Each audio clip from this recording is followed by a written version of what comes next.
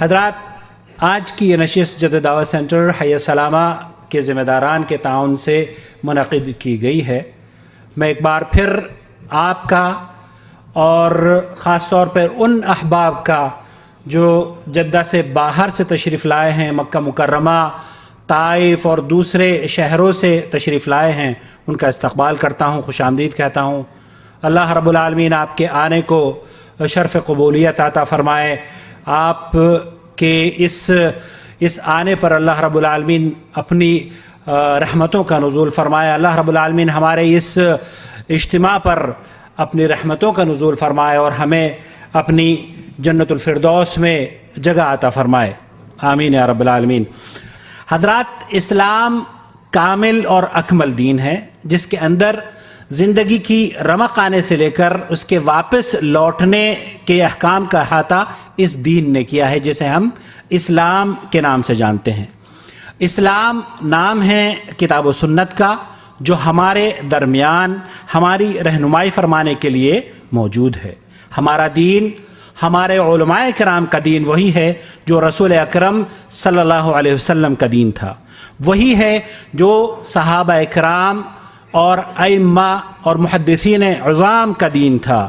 لہذا کوئی ہمارے علماء کرام پر ان کے بارے میں بدگمانی پھیلانے کی جرت نہ کرے، کیونکہ ہم دین اسی کو سمجھتے ہیں، ویسا ہی سمجھتے ہیں جیسے کہ صحابہ نے سمجھا۔ لیکن افسوس، یہ دین جب جزیرہ عرب سے باہر نکلا تو بدقسمتی سے مختلف مذاہب کی شکل اختیار کرتا چلا گیا۔ وہ دین جو موت و حیات تو کیا زندگی کے ہر موڑ پر رہنمائی کیا کرتا تھا، ہندو مذہب اور دوسرے مذاہب سے متاثر علماء سو کی بدولت اس کے اندر ایسی چیزیں داخل ہوئیں جو اللہ کی طرف سے نازل شدہ دین میں نہ تھیں۔ اس طرح کی بے بنیاد باتوں اور من گھڑت عقائد کے خلاف علماء حق نے مورچہ سنبھالتے ہوئے بدعات و خرافات کے خلاف عوام کی اصلاح کے لیے ایسی تقاریر کی، ایسے مواد جمع کیے جن سے لوگوں کی صحیح تربیت ہو سکے، اور اس راہ میں آنے والی ہر دشواری کو خندہ پیشانی سے برداشت بھی کیا، مگر دین کو دین اور بدعقیدگی کو بدعقیدگی ثابت کرتے رہے۔ اور اس راہ میں ان کی انتھک کاوشوں کا نتیجہ یہ نکلا کہ آج اگر کوئی چاہے تو حق و باطل کے درمیان بخوبی وہ فرق خود اپنے گھر میں بیٹھ کر معلوم کر سکتا ہے۔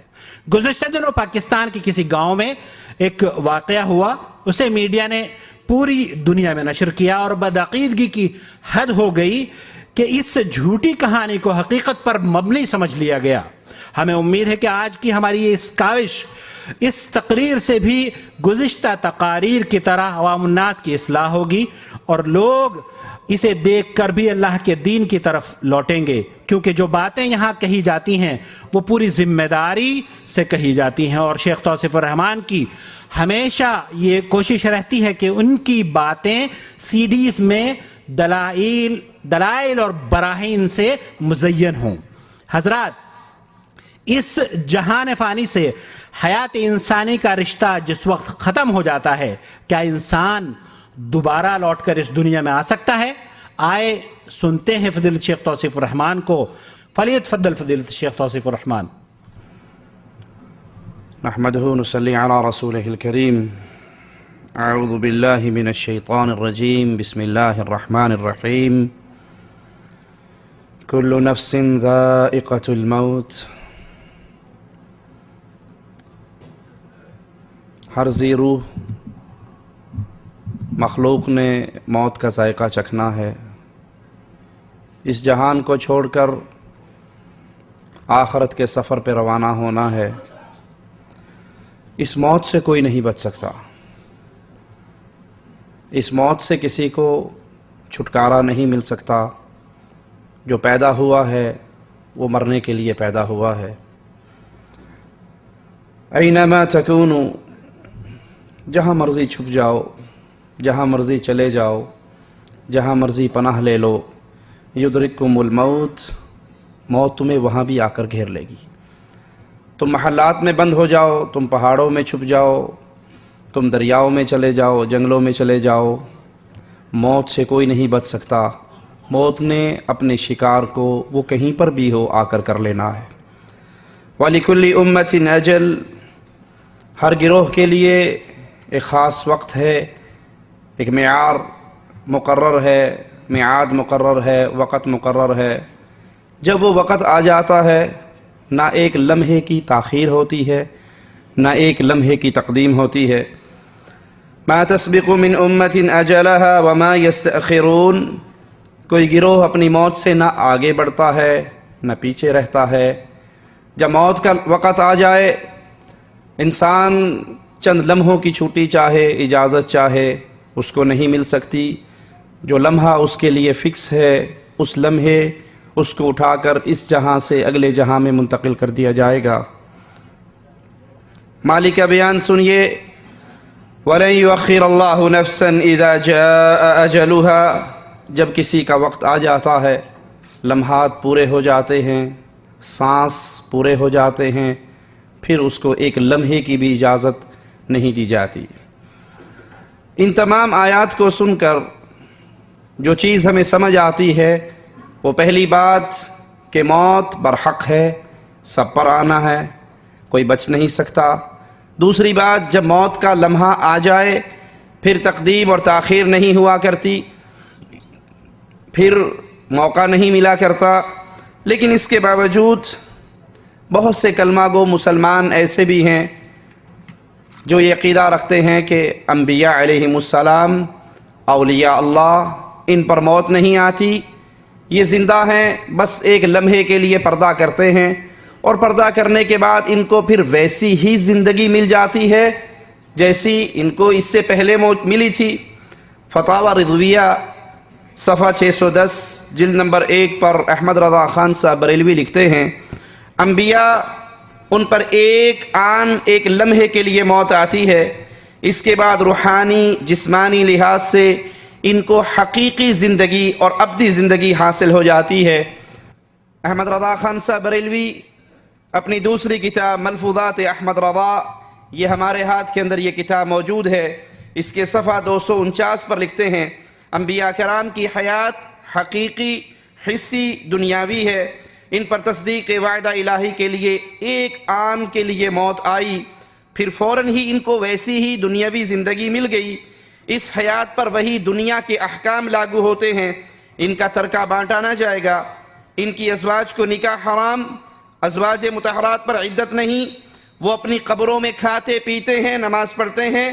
بلکہ سیدی محمد بن عبد الباقی زرقانی فرماتے ہیں کہ انبیاء علیہم السلام اپنی قبروں میں زندہ ہیں، ان پر ان کی بیوییں پیش کی جاتی ہیں جن سے وہ شباشی بھی کرتے ہیں. انا للہ و انا الیہ راجعون، لا حول ولا قوة الا باللہ. امام الانبیاء علیہ السلام کی توہین اس سے بڑھ کر اور کیا یہ ان کی طرف نسبت کرنے والے لوگ کریں گے. کہتے ہیں کہ نبی اپنی قبر میں زندہ ہیں، ان کی بیوییں پیش ہوتی ہیں جن سے وہ شباشی کرتے ہیں. علماء دیوبند کا بھی یہی عقیدہ ہے. ان کی یہ کتاب المہند علی المفند عقائد علماء دیوبند ہمارے ہاتھ میں ہیں، جس میں صفحہ 38 پر لکھتے ہیں کہ آپ اپنی قبر میں زندہ ہیں، آپ کی یہ زندگی دنیاوی زندگی ہے، برزخی زندگی نہیں ہے. دنیا جیسی زندگی ہے، برزخ جیسی زندگی نہیں. مگر آئیے، یہ عقیدہ کتاب اللہ کے بھی خلاف ہے، رسول اللہ صلی اللہ علیہ وسلم کی احادیث کے بھی خلاف ہے، اور صحابہ کرام کے اجماع کے بھی خلاف ہے.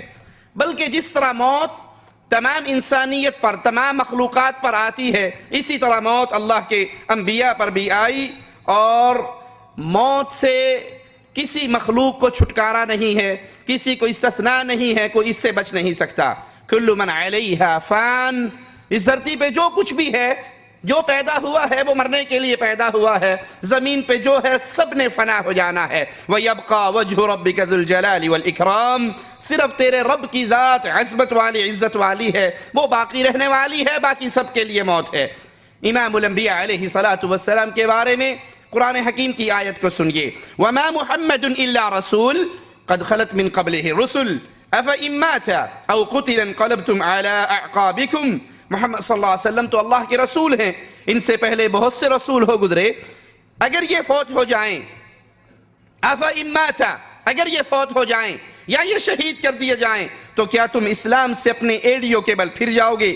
دوسرے مقام پہ غور کیجئے، مالک فرماتا ہے وَمَا جَعَلْنَا لِبَشَرٍ مِّن قَبْلِكَ الْخُلْدَ، اے نبی ہم نے آپ سے پہلے بھی کسی بشر کو ہمیشہ کی زندگی نہیں دی۔ أَفَإِن مِّتَّ فَهُمُ الْخَالِدُونَ، کہ اگر آپ مر گئے تو یہ ہمیشہ رہ جائیں گے؟ آپ پر بھی موت ہے اور ان ساری کائنات پر موت ہے، ہم نے کسی بشر کو ہمیشہ کی زندگی نہیں دی۔ کل نفس ذائقۃ الموت، ہر نفس نے، ہر ذی روح نے موت کا ذائقہ چکھنا ہے۔ انک میت وانہم میتون، بلا شبہ آپ بھی فوت ہونے والے ہیں اور یہ بھی فوت ہونے والے ہیں۔ مالک اپنے نبی سے کہتا ہے قل، اے نبی کہو ان صلاتی ونسکی ومحیای ومماتی للہ۔ امام الانبیاء علیہ السلام فرما رہے ہیں ان صلاتی، میری نماز، ونسکی، میری قربانی، ومحیای، میری زندگی، ومماتی، میرا مرنا، للہ رب العالمین، اللہ کے لیے ہے جو تمام جہانوں کا پالنے والا ہے۔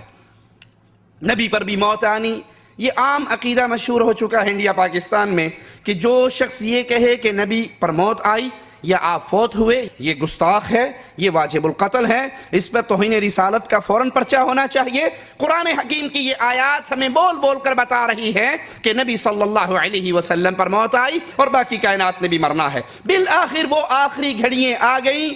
سیدہ عائشہ رضی اللہ تعالی عنہ ان کے بارے میں فرماتی ہیں کہ رسول اللہ صلی اللہ علیہ وسلم میری گود میں سر رکھے ہوئے، میری باری میرے حجرے کے اندر، میری گود میں آپ کا سر، قریب ہی پانی کا ایک پیالہ جس میں آقا علیہ السلام اپنے پیارے ہاتھ کو ڈالتے اور پھر اس پانی والے ہاتھ کو اپنے چہرے پہ پھیر لیتے اور کہتے لا الہ الا اللہ ان للموت سکرات، بے شک موت کی بہت سختیاں ہیں۔ اسی حالت میں امام الانبیاء علیہ السلام نے اپنے پیارے ہاتھ کو بلند کیا اور پھر وہ آہستہ آہستہ آپ کا ہاتھ نیچے آیا اور سیدہ عائشہ فرماتی ہیں پھر میں سمجھ گئی کہ امام الانبیاء علیہ السلام کی مبارک روح آپ کے پیارے جسم سے نکل کر اللہ کی جنتوں کی طرف روانہ ہو گئی۔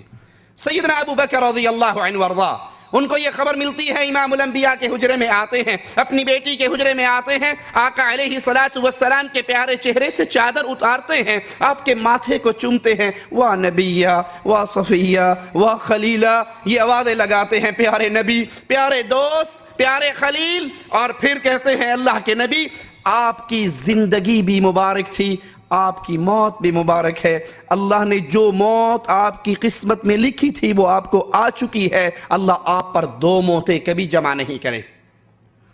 مسجد میں آتے ہیں صحابہ کرام، سیدنا عمر تلوار لے کر کھڑے ہیں، جس نے کہا محمد کریم صلی اللہ علیہ وسلم فوت ہو گئے، میں اس کی گردن کاٹ دوں گا۔ صدیق اکبر کہتے ہیں عمر بیٹھ جاؤ، منبر پہ کھڑے ہو کے خطبہ پڑھتے ہیں، من كان منكم يعبد محمد فإن محمد قد مات صلی اللہ علیہ وسلم۔ تم میں سے اگر کوئی محمد صلی اللہ علیہ وسلم کی عبادت کرتا تھا وہ سن لے کہ محمد علیہ السلام فوت ہو چکے ہیں۔ ومن كان يعبد اللہ، اور جو اللہ کی عبادت کرتا ہے فإن اللہ حی لا يموت، تو اللہ وہ ذات ہے جو ہمیشہ سے ہے اور ہمیشہ تک کے لیے ہے، اس پر کبھی موت نہیں آنی۔ لیکن امام الانبیاء، امام کائنات، امام اعظم محمد الرسول اللہ صلی اللہ علیہ وسلم کے بارے میں ابو بکر صدیق کے جملے سنیے، یہ کہنے والوں جو نبی کو مردہ کہے گا وہ گستاخ ہے، وہ واجب القتل ہے، وہ دین اسلام سے خارج ہو گیا، اس پہ توہین رسالت کے پرچے کروا دو۔ امام الانبیاء کے سب سے پیارے، سب سے قریبی، سب سے عظیم ساتھی کہہ رہے ہیں کہ محمد صلی اللہ علیہ وسلم فوت ہو گئے۔ ابو بکر صدیق رضی اللہ عنہ وارضا نے یہ کہنے کے بعد پھر قرآن حکیم کی آیت کو پڑھا، وما محمد الا رسول۔ سیدنا عمر کہتے ہیں جب میں نے یہ آیت سنی مجھے یقین ہو گیا کہ اللہ کے نبی علیہ السلام فوت ہو گئے، میرے جسم کا بوجھ میری ٹانگوں نے اٹھانے سے انکار کر دیا اور میں گھٹنوں کے پل زمین کے اوپر گر گیا۔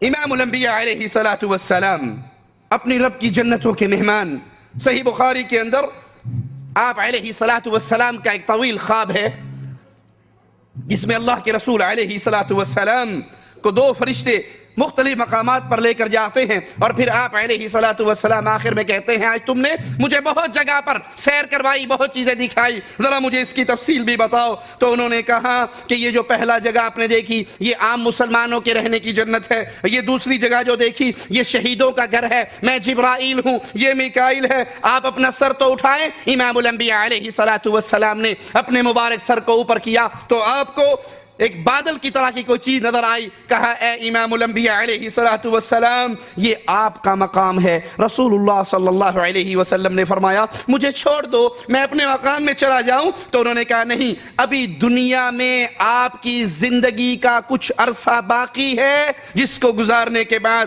پھر آپ اپنے مکان میں تشریف لے آئیں گے۔ صحیح بخاری حدیث نمبر 1303۔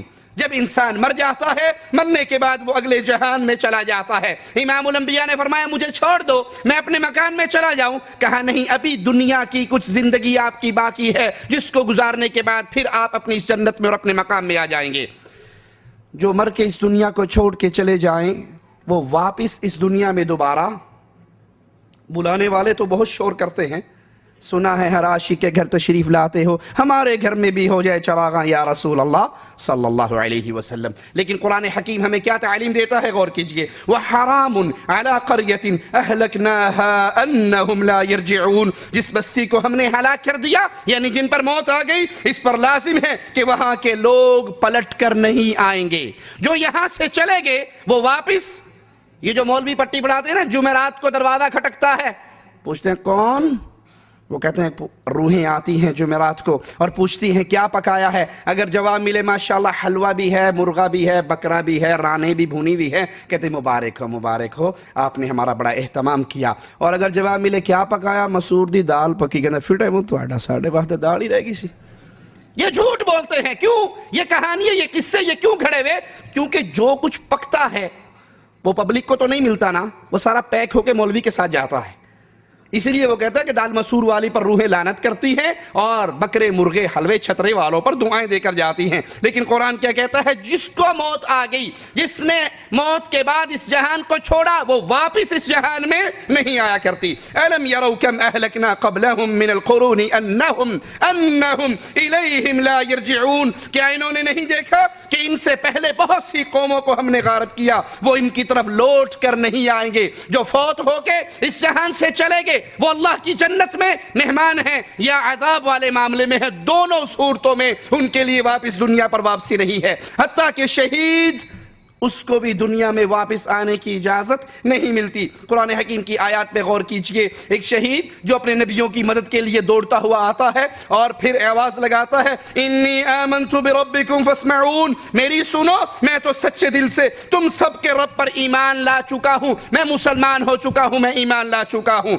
پھر ظالم اس کو قتل کر دیتے ہیں، وہ شہید ہو جاتا ہے، آوازہ لگاتا ہے قیل ادخل الجنہ، اس کو کہا جاتا ہے چلو شہید ہو گئے اللہ کی جنت کے مہمان بن جو۔ قال یا لیت قومی یعلمون، وہ حسرت بھرے الفاظ میں کہتا ہے قال یا لیت قومی یعلمون، اے کاش میری قوم کو پتہ لگ جائے کہ شہادت کے بعد میرے ساتھ کیا سلوک ہوا ہے۔ بما غفر لی ربی وجعلنی من المکرمین، میرے اللہ نے مجھے بخش دیا ہے اور عزت والوں میں مجھے شامل کر دیا۔ وہ کہتا ہے کاش میری قوم کو پتہ لگ جائے۔ وہ اپنی قوم کو رپورٹ دینے کے لیے واپس نہیں آ سکا، اس کو واپس نہیں آنے دیا گیا، وہیں سے کہتا ہے یا لیت قومی یعلمون، اے کاش میری قوم کو پتہ لگ جائے، وہ بھی اس توحید کی دعوت کو سینے سے لگائے اور اس دعوت کو دیتے ہوئے شہادت کا مقام پائے۔ لیکن اس شہید کو دنیا میں آ کر اپنی قوم کو خبر دینے کی اجازت نہیں ملی۔ صحیح مسلم میں ہے، سائل کہتا ہے ہم نے عبداللہ ابن مسعود رضی اللہ عنہ وارضاہ سے قرآن حکیم کی ایک آیت وَلَا تَحْسَبَنَّ الَّذِينَ قُتِلُوا فِي سَبِيلِ اللَّهِ أَمْوَاتًا بَلْ أَحْيَاءٌ عِنْدَ رَبِّهِمْ يُرْزَقُونَ، جو لوگ اللہ کی راہ میں مارے جائیں انہیں مردہ نہ کہو بلکہ وہ زندہ ہیں، اپنے رب کے ہاں رزق پاتے ہیں۔ ہم نے اس آیت کی تفسیر، اس آیت کے بارے میں ان سے سوال کیا تو کہنے لگے کہ ہم نے اس آیت کے بارے میں رسول اللہ صلی اللہ علیہ وسلم سے پوچھا تھا تو آپ نے فرمایا شہیدوں کی روحیں سبز پرندوں کے قالب کے اندر، شکل کے اندر، قندیلوں رسیوں میں لٹکی رہتی ہیں جو عرش الہی سے لٹکی ہوئی جنت میں جہاں چاہتی ہیں کھاتی ہے پیتی ہے اڑتی ہے۔ ایک مرتبہ اللہ نے ان شہیدوں کی روحوں سے پوچھا مانگو کیا مانگتے ہو؟ وہ جواب میں کہنے لگے اللہ تو نے ہمیں کیا کچھ عطا کیا ہے، ہم جنت میں جہاں چاہتی ہیں گھومتی ہیں، جو چاہتی ہیں کھاتی پیتی ہیں۔ مالک پھر کہتا ہے مانگو کیا مانگتے ہو؟ پھر مالک نے کہا مانگو کیا مانگتے ہو؟ تین دفعہ یہ سوال ہونے کے بعد شہداء کی روحوں نے کہا اللہ ہم ایک ہی ڈیمانڈ کرتے ہیں، ہماری روحوں کو دوبارہ ہمارے جسموں میں ڈال کر دنیا پہ بھیج، ہم تیرے راستے میں جہاد کرتے ہوئے شہادت کا مزہ دوبارہ لینا چاہتے ہیں۔ تو مالک نے جب دیکھا کہ ان کی کوئی خواہش نہیں تو پھر ان کو چھوڑ دیا گیا، واپس آنے کی اجازت ان شہداء کو بھی نہیں ملی۔ ترمذی میں ہے سیدنا جابر کے والد کے بارے میں رسول اللہ صلی اللہ علیہ وسلم نے پوچھا، رسول اللہ صلی اللہ علیہ وسلم نے فرمایا کہ ان سے اللہ تعالیٰ نے سوال کیا کہ جو تمہاری ڈیمانڈ ہے مانگو، جو تم طلب کرنا چاہتے ہو کرو۔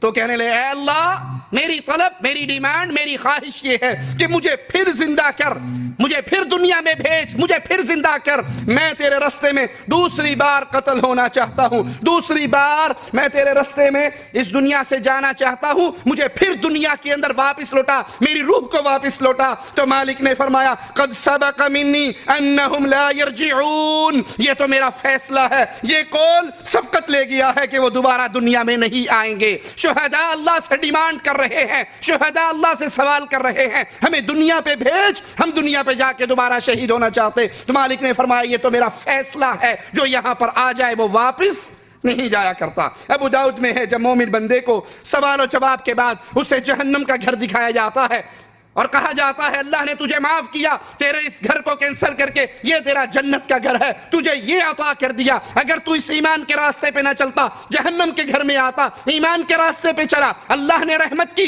تیرے اعمال کو قبول کیا، اب یہ تیرا جنت والا گھر ہے، تو اس گھر کے اندر رہنے والا ہے۔ تو وہ فوراً فرشتوں سے کہتا ہے ذرا مجھے چھوڑ دو، ذرا مجھے چھوڑ دو، میں واپس جا کر اپنے گھر والوں کو یہ خوشخبری دینا چاہتا ہوں کہ مجھے اللہ نے جنت عطا کر دی۔ لیکن اسے کہا جاتا ہے اب یہیں ٹھہرو، اب یہیں ٹھہرو، دنیا کی واپسی کے سلسلے بند ہیں، ختم ہو چکے ہیں، تمہارا اگلا جہان آغاز ہو چکا ہے، اب یہیں ٹھہرو، واپسی نہیں ہے۔ مگر افسوس قرآن و حدیث کے اتنے واضح دلائل کے باوجود آج علماء دیوبند اور علماء بریلی ان عقائد، ان دلائل کے خلاف یہ عقیدہ رکھتے ہیں کہ اولیاء مرنے کے بعد جب چاہیں جہاں چاہیں آتے جاتے ہیں، نبی بھی آتے جاتے ہیں، اولیاء بھی آتے جاتے ہیں، پیر و فقیر بھی آتے جاتے ہیں۔ یہ ہمارے ہاتھ کے اندر اشرف علی تھانوی صاحب کی اشرف السمانے جلد نمبر 1 ہے اور اس کے صفحہ نمبر 15 کے اوپر یہ قصہ لکھا ہوا کہ ہمارے پردادا وہ جا رہے تھے، راستے میں ڈاکوؤں نے حملہ کیا، بارات میں جا رہے تھے، حملہ کیا، حملہ ہونے کے بعد یہ مارے گئے، قتل ہو گئے۔ کہا شہادت کے بعد ایک عجیب واقعہ ہوا، شب کے وقت اپنے گھر مثل زندہ تشریف لے آئے اور گھر والوں کو مٹھائی لا کر دی اور فرمایا اگر تم کسی سے ظاہر نہ کرو گی تو روز آیا کریں گے، مٹھائی بھی لایا کریں گے۔ بیگم صاحبہ مان گئی، پھر کہنے لگی ان کو اندیشہ ہوا، لیکن ان کے گھر کہ لوگوں کو یہ اندیشہ ہوا کہ گھر والے جب بچوں کو مٹھائی کھاتے دیکھیں گے تو معلوم نہیں کیا شبہ کریں، اس لیے ظاہر کر دیا کہ رات اشرف علی تھانوی کے پردادا صاحب آئے تھے، مٹھائی کا ڈبہ بھی لائے تھے، لیکن چونکہ راز لیک آؤٹ ہو گیا، تھانوی صاحب کہتے ہیں اس کے بعد ساڈا دادا موڑ کے نہیں آیا، پھر دوبارہ وہ تشریف نہیں لائے۔ قرآن و حدیث کے دلائل، آیات اور احادیث میں نے آپ کے سامنے رکھ دی، لیکن اس کے برخلاف جو واقعات معاشرے کے اندر، جو عقائد معاشرے کے اندر پیش کیے جا رہے ہیں۔ ہمارے ہاتھ میں چھوٹا سا کتابچہ مکتبہ دینیات بلال پارک باغبان پورا لاہور سے شائع ہوا، قبر کی زندگی، موت کے چند مناظر، واقعات و مشاہدات، جس کے رائٹر ہیں پروفیسر ڈاکٹر نور احمد، نشتر میڈیکل کالج ملتان، یہ ملتان ڈویژن کے تبلیغی جماعت کے امیر ہیں۔ اس کے صفحہ 39 پہ لکھتے ہیں طاہر شاہ صاحب کا مر کر زندہ ہونا، ماشاءاللہ، مر کر پھر زندہ ہونا۔ شاہ صاحب چند سال پہلے بیمار ہوئے، ہسپتال میں آئے، ان کی حالت بگڑ گئی تو ان کے والدین کی روحیں کمرے میں آئی، کہنے لگی اگلے جہان کا وقت ہے، ہم انتظار کر رہے ہیں، چلو وہ آئے شاہ صاحب کو لے کے اللہ کے پاس پیش ہونا ہے. چلیں ظاہر شاہ صاحب کی روح کو آسمانوں پر لے گئے. جب آسمانوں پر ظاہر شاہ صاحب کی روح پہنچی تو وہاں مولانا یوسف اور احمد علی لاہوری سے ملاقات ہوئی. یہ دونوں حضرات پریشان ہو گئے کہ دعوت کا کام کرنے والا, تبلیغی جماعت کو چلانے والا تو یہ اکیلا آدمی تھا, دعوت کا کام کرنے والا اکیلا طاہر شاہ تھا, اس کو بھی اللہ میاں نے بلوا لیا. پھر یہ بات انہوں نے مولانا الیاس سے کی, انہوں نے جا کر حضور کو شکایت کی, اللہ کی رسول اللہ کو کی, اور ظاہر شاہ کو واپس دنیا میں جانے کو کہا. اسی دوران میں شاہ صاحب کا ہسپتال میں وفات ہو چکی تھی, ان کی میت کو گھر لایا جا رہا تھا کہ شاہ صاحب اٹھ بیٹھے اور خود چل کر گھر پہنچ گئے. مر بھی گیا, اتو پھیرا بھی پا آیا تے کر بھی پڑ گیا. انا للہ و انا الیہ راجعون. یہ ہمارے ہاتھ میں بہجت القلوب مولانا زکریا صاحب کے لیے رسول اللہ صلی اللہ علیہ وسلم کی طرف سے 40 بشارتیں اس کے اندر موجود ہیں. اس کا صفحہ نمبر 54 ہے. 54 پہ یہی عقیدہ بیان ہوا. 23 رجب 1400 ہجری 6 جون آج بعد عشاء عزیز عبدالحفیظ نے صلاۃ والسلام کے بعد میری یعنی حضرت شیخ زکریا کی طرف سے حضور کو عرض کیا کہ حرمین کا رمضان چھوڑ کر پاکستان فیصل آباد اس لیے جا رہا ہوں کہ وہاں لوگوں کو اللہ اور اس کے رسول کا نام لینا آ جائے, اس کے لیے دعا فرمائیں.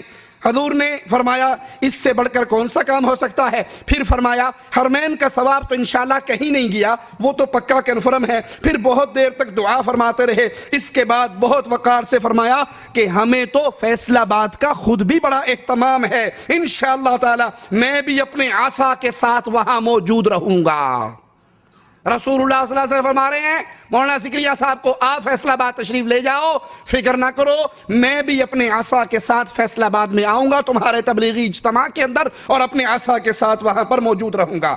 ارواح ثلاثہ صفحہ 233 پر دارالعلوم دیوبند میں استادوں کے درمیان جھگڑا ہوا. صفحہ 233 ارواح ثلاثہ, رائٹر ہیں مولانا اشرف علی تھانوی صاحب. دو استادوں میں جھگڑا ہوا اور یہ جھگڑا بڑھتے بڑھتے صدر مدرس صاحب بھی اس کے اندر شامل ہو گئے.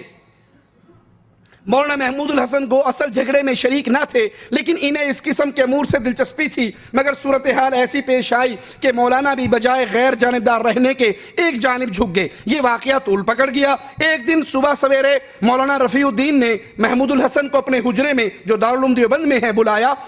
حضرت حاضر ہوئے, حجرے کے کواڑ بند تھے, وہ اندر داخل ہوئے, سخت سردی کا موسم تھا. رفیع الدین صاحب نے فرمایا پہلے یہ میرا روئی کا لباس دیکھ لو. جو انہوں نے لبادہ دیکھا وہ خوب بھیگا ہوا تھا, تر تھا. کہا واقعہ یہ ہے ابھی ابھی مولانا قاسم نانوتوی جو فوت ہو چکے ہیں مولانا قاسم نانوتوی جسد عنصری کے ساتھ میرے پاس تشریف لائے, جس سے میں اچانک ایک دم پسینہ پسینہ ہو گیا کہ یہ حضرت تو فوت ہو چکے, عرصہ گزر گیا, قبروں میں دفن ہو گئے, اب یہ دوبارہ زندہ سلامت چل کر کیسے آ گئے. کہا میرا لباس پسینہ پسینہ ہو گیا, اور کہنے لگے محمود الحسن سے کہو اس جھگڑے میں نہ پڑے. دو مولویوں میں لڑائی ہو رہی ہے, تیسرا مولوی بیچ میں شامل ہو رہا, تو مولانا قاسم نانوتوی دوبارہ زندہ ہو کر آ کر ان دو مولویوں کی لڑائی میں بڑے استاد سے کہہ رہا بھی اے لڑ دینے لڑن رہن دے, تو نہ وچ پئیں. اس نے اسی وقت ہاتھ میں بیعت کی مولانا رفیع الدین صاحب کے حضرت میں توبہ کرتا ہوں آپ کے ہاتھ پر, آئندہ اس جھگڑے میں میں کچھ بھی نہیں بولوں گا. یہی ارواح ثلاثہ اشرف علی تھانوی صاحب کی, اس کا صفحہ نمبر 382 ہے. 382 پر بھی وہ یہی عقیدہ بیان کرتے ہیں. ایک حضرت کے بارے میں کہ دیوان محمد یاسین مرحوم جو نانوتوی کے خدام میں سے تھے, ان کا ذکر جہر بڑا مشہور تھا. اب وہ پوری ڈیٹیل ہے ذکر کی. کہتے ہیں وہ بیٹھے ہوئے کونے میں ذکر کر رہے, اور ذکر کرتے کرتے خواب نہیں ہے حقیقت ہے. کہتے ذکر کرتے کرتے اچانک کیا دیکھتے ہیں کہ چھتے والی مسجد کی نہ چھت ہے نہ گنبد ہے, بلکہ عظیم الشان روشنی اور نور ہے جو آسمان تک فضا میں پھیلا ہوا. اچانک آسمان سے ایک تخت اترنا شروع ہوتا ہے. وہ تخت اترتے میرے قریب آ کے بالکل زمین پہ رک جاتا ہے, اور میں کیا دیکھتا ہوں کہ اس تخت پر رسول اللہ صلی اللہ علیہ وسلم تشریف فرما ہے. خلفائے اربع ہر 4 کونوں پر موجود ہیں. وہ تخت میرے بالکل قریب آ جاتا ہے. اللہ کے نبی صلی اللہ علیہ وسلم خلفائے اربعہ میں سے کسی ایک خلیفہ کو کہتے ہیں جاؤ مولانا محمد قاسم کو بلا لو، وہ تشریف لے گئے اور مولانا محمد قاسم نانوتوی کو بلا کر لے آئے۔ حضرت نے ارشاد فرمایا مولانا مدرسے کا حساب لائیے، چیک کروائیے۔ لگتا اللہ کے نبی کو کسی نے شکایت کی تھی کہ فراڈ انڈیا ہے، مولانا لاؤ حساب کتاب چیک کراؤ۔ وہ فوراً حاضر ہوئے، حساب کتاب بتلانا شروع کر دیا، ایک ایک پائی کا حساب دے دیا، اور نبی صلی اللہ علیہ وسلم کی خوشی اور مسرت کی اس وقت کوئی انتہا نہ رہی، بہت خوش ہوئے۔ فرمایا اچھا مولانا اب اجازت ہے، آڈٹ ہو گیا تہاڈا، تسی پاس ہو، کوئی فراڈ کوئی غبن کوئی دھوکہ نہیں کیا، اب ہمیں اجازت ہے۔ حضرت نے عرض کی جو آپ کی مرضی مبارک ہو۔ اس کے بعد وہ تخت جس طرح آسمان سے اترا تھا ویسے ہی آسمان پر عروج کرتا ہوا نظروں سے غائب ہو گیا۔ انہیں ضرورت پڑے چندے کا حساب چیک کروانے کے لیے تو اللہ کے رسول صلی اللہ علیہ وسلم تشریف لے آتے ہیں، ان کے پردادا قتل ہو جائیں تو واپس آ جاتے ہیں۔ لا حول ولا قوت الا باللہ۔ اسی طرح کا عقیدہ ایک مولانا طارق جمیل صاحب بھی بیان کرتے ہیں اپنی کیسٹ میں، CD میں۔ کہتے ہیں کچھ لوگ جہاد پہ گئے، 9 ساتھی تھے، 8 مارے گئے، 1 گرفتار ہو گیا۔ وہ جیل سے بھاگا اور 3 دن سے مسلسل دوڑ رہا تھا، بھاگ رہا تھا، اچانک اسے پیچھے گھوڑوں کی آواز آئی۔ اس نے کہا مارا گیا، میں تو جیل سے بچ کے بھاگا تھا، یہ تو پکڑنے والے آگے۔ ابھی وہ یہی سوچ رہا، پیچھے سے اس کا نام لے کر حبیب، تو اس نے مڑ کے دیکھا کہ یہ تو میرا نام بھی جانتے ہیں۔ مڑ کے دیکھا تو وہی 8 ساتھی تھے جو فوت ہو چکے تھے، جو شہید ہو چکے تھے، وہ گھوڑوں پر بیٹھے آ رہے۔ یہ کہنے لگا تم تو مارے گئے تھے، تم تو شہید ہو گئے تھے۔ کہا ہاں مارے تو گئے تھے، لیکن تمہیں نہیں پتا کہ عمر بن عبدالعزیز رحمۃ اللہ علیہ فوت ہوئے ہیں۔ اللہ نے سارے شہیدوں کو زمین پہ اتار کر کہا جاؤ عمر بن عبدالعزیز کا جنازہ پڑھ کے آؤ۔ انا للہ و انا الیہ راجعون۔ رسول اللہ صلی اللہ علیہ وسلم کی وفات پر کیوں سارے شہیدوں کو اللہ نے زمین پہ کیوں نہیں بھیج دیا؟ فاروق اعظم کی شہادت پہ کیوں نہیں بھیجا؟ سیدنا عثمان کی شہادت پہ کیوں نہیں بھیجا؟ سیدنا علی کی شہادت پہ کیوں نہیں بھیجا؟ خیر، کہا جاؤ ہمیں دنیا پر بھیجا ہے، تو بتا تو نے عراق جانا ہے، اپنے گھر پہنچنا ہے؟ کہا کہ اس نے میرا ہاتھ پکڑ کے زور سے کھینچا، مجھے گھوڑے پر بٹھایا، اگلے ہی لمحے مجھے کندھا مار کے نیچے گرایا، آنکھیں کھولی تو میں اپنے گھر کے سامنے گرا ہوا تھا۔ ایک مسلمانوں کے روم کے علاقے میں ایک مسلمان قید ہوئے اور وہ وہاں سے بھاگ کر نکل رہے ہیں۔ تیسری رات ہے ان کو روم میں چلتے ہوئے، ان کے 8 ساتھی قتل ہو چکے تھے، یہ 9 بچ گئے تھے، یہ وہاں سے بھاگ کے آ رہے ہیں۔ پھر پیچھے سے گھوڑے کے ٹاپوں کی آواز آئی، سمجھنے لگے کہ بس میں تو پکڑا گیا۔ میرے پیچھے آئے پکڑنے والے، پیچھے جو مڑ کے دیکھا ایک نے آواز دی حبیب، ارے یہ میرا نام کیسے جانتا ہے؟ حبیب قریب آئے تو دیکھا وہ ساتھی جو قتل ہو چکے تھے گھوڑوں پہ سوار۔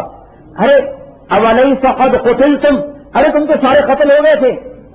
ہاں تمہیں خبر ہے کیا ہوا ہے؟ کیا عمر بن عبدالعزیز کا انتقال ہو چکا ہے اور اللہ نے تمام شہداء کو کہا اس کا جنازہ پڑھو جا کر۔ ہم سب وہاں آ رہے ہیں، تم نے گھر جانا ہے؟ یہ روم میں گھر جانا ہے؟ کہنے کہ ہاں۔ ناولنی ہاتھ پکڑاؤ، میرا ہاتھ پکڑا اربکنی اور مجھے پیچھے گھوڑے پر بٹھایا، اور اس کا گھوڑا چند قدم چلا ہوگا کہ اس نے خفقنی خفقتن، اس نے مجھے زور سے ٹہنی ماری اور میں جو الٹ کے گرا تو گھر کے دروازے کے سامنے پڑا۔ عراق، روم سے عراق۔ یہی عقیدہ اسی طرح کا طارق جمیل صاحب کے عقیدے کے مطابق کیا ہے کہ مرنے کے بعد پھر شہداء اولیاء اللہ زمین پہ جب چاہیں آ جاتے ہیں، چلے جاتے ہیں، یا اللہ بھیج دیتا ہے کہ جاؤ جنازہ پڑھ کر آؤ۔ یہ من گھڑت جھوٹی روایتیں۔ اسی طرح کا عقیدہ پروفیسر ڈاکٹر طاہر القادری صاحب بھی بیان کرتے ہیں، ذرا وہ بھی سنیے۔ وہ فرماتے ہیں کربلا میں جب شہادت حسین ہو گئی، رات پڑ گئی کربلا میں، اور سیدہ سکینہ کہنے لگی پھوپھی زینب آج رات ہمارے خیمے کا پہرا کون دے گا؟ تو پھوپھی نے کہا کہ پریشان نہ ہو، میں اس خیمے کے باہر پہرے دار بنوں گی۔ وہ پہرا دے رہی، اچانک ایک آدمی کو دیکھا وہ خیمے کی طرف آ رہا۔ سیدہ زینب نے کہا آنے والے اللہ تجھ پہ رحم کرے، یہ تو سیدہ فاطمہ کی بیٹیوں کا خیمہ ہے، تو کون ہے، کیوں آ رہا ہے؟ ہمارے خیمے میں تو کوئی مرد بھی نہیں ہے، تو آنے والا کون ہے؟ کہا اس نے قریب آ کے نقاب اٹھایا، کہا بیٹی پریشان کیوں ہوتی ہوں، میں تیرا باپ علی المرتضیٰ آیا ہوں، آج کی رات خیمے پر پہرا میں دوں گا۔ शहजादी सैयदा सकीना और दीगर शहजादियां पूछती हैं, फूफी जान पिछली 10 रातें जो गुजरी हैं, 9 रातें 7 रातें, उसमें तो जब हम रात को सोते थे तो भाई अली अकबर और भाई कासिम और चाचा अब्बास पहरा देते थे, आज रात हमारा पहरा कौन देगा?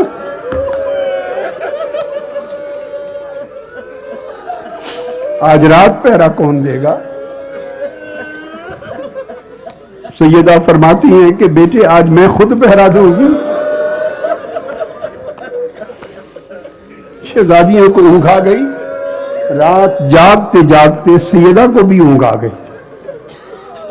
अभी हल्की सी नींद ख्वाबी है, जाग रही हैं, कुछ आंख बंद है, अचानक अंधेरा है रात का, उस अंधेरे में किसी शख्स को देखा कि खेमे के करीब आ रहा है।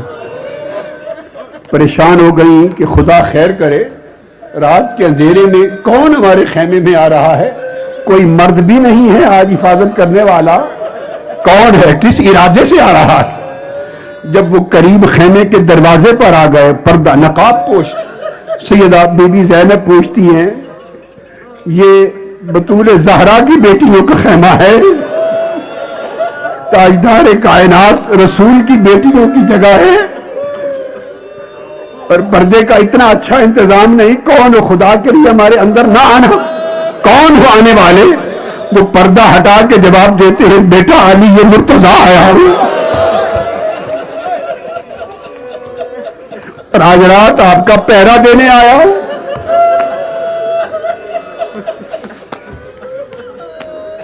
खुद पहरा देने आया हूं। इन्ना लिल्लाहि व इन्ना इलैहि राजिऊन। सैयदना अली शहादत हुसैन के बाद करबला के मैदान में पहुंचे। अरे अगर सैयदना अली करबला के मैदान में पहुंच सकते तो अपने बेटे की शहादत से पहले मदद के लिए क्यों नहीं पहुंचे?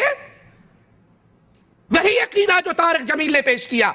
हजरत मौलाना तारिक जमील साहब, हम किसी का नाम नहीं बिगाड़ेंगे, किसी के लिए बुरे अल्फाज नहीं अपनाएंगे, किसी की जात में, किसी की शान में, किसी की शख्सियत के बारे में गंदी आवाज निकालना ना इसकी तालीम कुरान देता है, ना इसकी तालीम मोहम्मद रसूलुल्लाह की तालीमात देती है। हम अहलुल हदीस जब भी बात करते हैं, अकायद की करते हैं, शख्सियात को गाली देना हमारा मनहज, वो और हैं जो शख्सियात को गाली देते हैं। मौलाना तारिक जमील साहब ने यही अकीदा बयान किया, प्रोफेसर डॉक्टर तहरुल कादरी साहब ने भी यही अकीदा बयान किया। कहती है अचानक, तहरुल कादरी साहब फरमाते हैं, अचानक सकीना गायब हो गई। फूफी ज़ैनब ने बहुत तलाश किया, जब नहीं मिली तो मजबूर होकर आवाज लगाई, भाई हुसैन रज़ियल्लाहु अन्हु वअरदा। सकीना नहीं मिल रही तो लाशे हुसैन से आवाज आई, बहन मेरे बगल में सो रही है। जब बच्चे शहजादे लेट गए तो आपने शहजादियों को गिना, सबको गिना, तो उसमें सैयदा सकीना नहीं। बेताब हो गई, परेशान हो गई, हर सिम देखा, सैयदा सकीना सलामुल्लाह अलैहा नजर नहीं आती।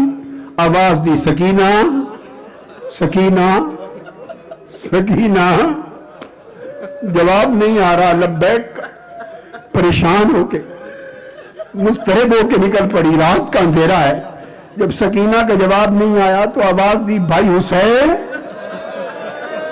बता सकीना को कहां से तलाश करूं? हुसैन, भाई हुसैन, सकीना गुम हो गई, कहां से तलाश करूं?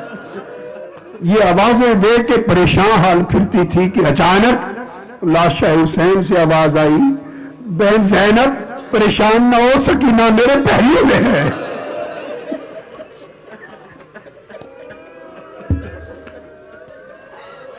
ये तो शहीद हो कि अल्लाह की जन्नतों में चले गए।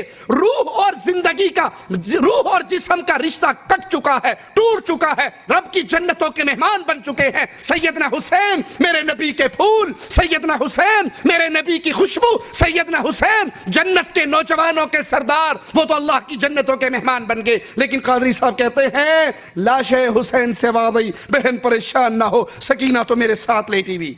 कहा अचानक जब काफिला चला तो रास्ते में फिर सकीना गुम होगी। सैयदा ज़ैनब ने बड़ी तलाश की, दौड़ी भागी, اچانک واپس آ رہی تو کیا دیکھتی ہیں؟ ایک باپردہ عورت ہے جو سکینہ کو گود میں لے کے ایک کونے کے اندر بیٹھی ہے۔ زینب نے کہا بی بی اللہ تیرا بھلا کرے، تو کون ہے جو سکینہ کو اپنی گود میں لے کر بیٹھی ہے؟ اس بی بی نے پردہ اٹھا کر کہا بیٹی میں تیری والدہ فاطمہ الزہرا سکینہ کو اپنی گود میں لے کے بیٹھی۔ جب دمشق پہنچے رستے میں ایک مقام آیا، اس مقام پر پہنچ کر رات کا وقت ہے، قیام ہوا، پھر آپ نے کجاووں میں اونٹنیوں پر شہزادیوں کو گنا، سکینہ پھر نظر نہیں آتی، پھر نظر نہیں آتی، آواز دی سکینہ سکینہ نہیں ملی، پریشان ہوئی، آپ اتر آئی بےتاب ہو کر۔ پیچھے یہ ہوا تھا کہ سیدہ سکینہ بار بار بابا حسین کا سر اقدس جو دیکھتی تھی وہ روتی تھی، بابا کا سر دیکھ کے روتی تھی، اور بدبخت جو ساربان تھا وہ جھڑکتا تھا، وہ پھر اور روتی تھی، بابا کو پکارتی تھی بابا حسین بابا حسین، وہ جھڑکتا تھا۔ اس بدبخت نے اس کا رونا دیکھ کر سیدہ سکینہ کا بازو پکڑ کے جو کھینچا تو جھٹک کے نیچے گرا دیا۔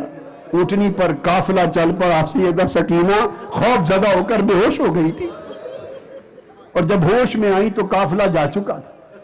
دوڑتی دوڑتی دوڑتی قافلہ مل نہ سکا، بہت دور گئی تو جب شمار میں نہیں آئی تو سیدھا زینب دوڑی، اور سیدھا زینب دوڑ کر پیچھے پہنچی، دوڑ کر آواز دیتی سکینہ سکینہ۔ ایک جگہ جا کر رات کے اندھیرے میں کوئی بیٹھا ہوا نظر آیا، پردہ پوش، قریب چلی گئی، جا کے پوچھا، باپردہ خاتون ہے پردے میں، پوچھا بی بی کون ہے آپ؟ اور آگے دیکھا تو سیدہ سکینہ کو اس خاتون نے گود میں لیا ہوا ہے۔ پوچھا بی بی اللہ آپ کو اجر دے، یتیموں پہ تو نے احسان کیا ہے، یتیموں پہ شفقت کی ہے، میری سکینہ کی اس صحرا میں تنہائی میں حفاظت کی ہے، اللہ تمہیں اجر دے۔ بی بی کون ہو؟ انہیں چہرے اقدس سے پردہ اٹھایا، کہا بیٹی زینب تیری ماں فاطمہ ہو۔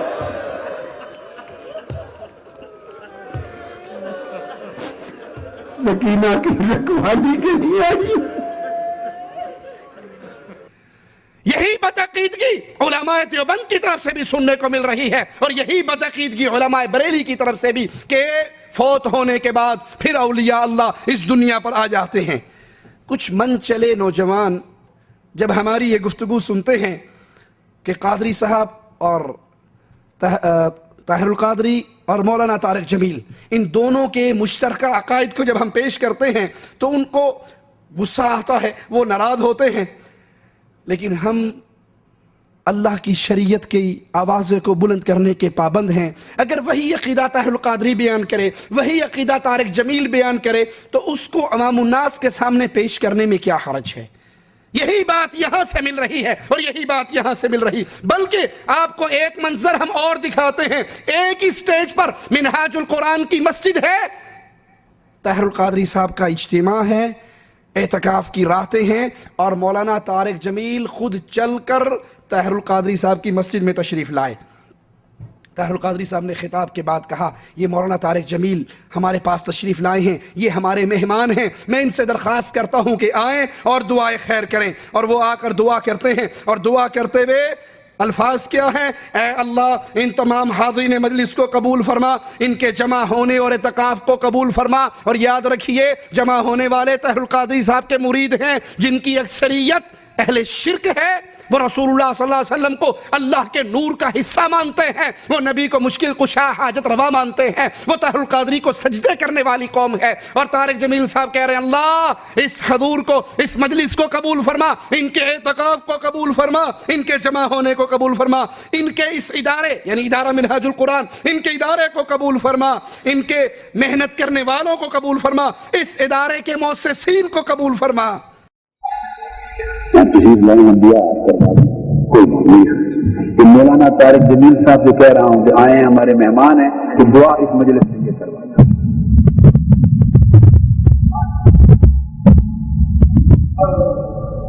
بسم اللہ الرحمن الرحیم، اللہم لک الحمد کما انت اہلہ، وصلی علی سیدنا و مولانا محمد کما انت اہلہ، وافعل بنا ما أنت أهله إنك أهل التقوى وأهل المغفرة.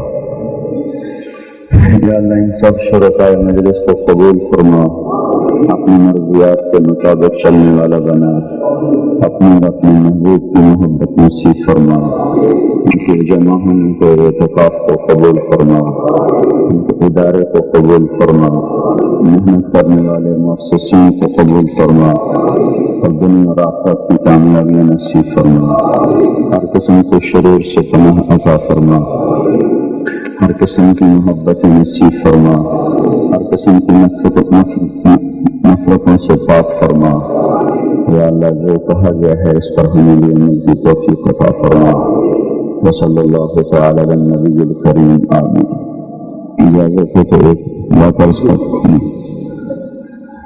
بسم اللہ الرحمن الرحیم والصلاة والسلام علی رسولہ الکریم.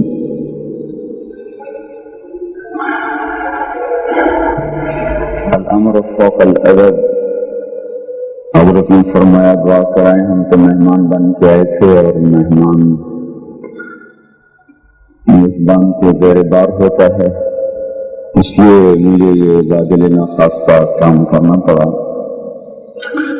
تو جو مضمون بیان کیا گیا ہے اسی کے ساتھ ایک چھوٹی سی بات عرض کر دیتا ہوں.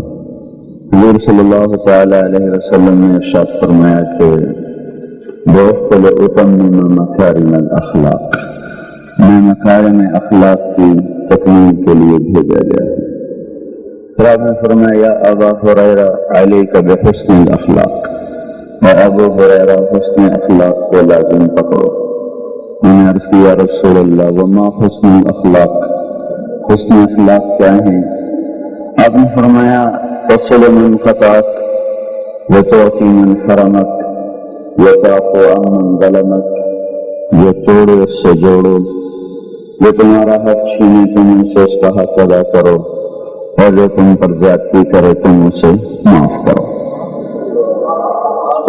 پھر آپ نے فرمایا ایک صحابی نے عرض کیا رسول اللہ اريد ان يكمل ایمانی، میں چاہتا ہوں میرا ایمان کامل ہو جائے. تو آپ نے فرمایا حسن خلقک یکمل ایمانک. پھر ایک صاحب نے عرض کیا رسول اللہ مل ایمان مل اسلام، اسلام کیا ہے؟ آپ نے فرمایا اطعام الطعام طیب الکلام، میٹھا بول بولنا، لوگوں کو کھانا کھلانا.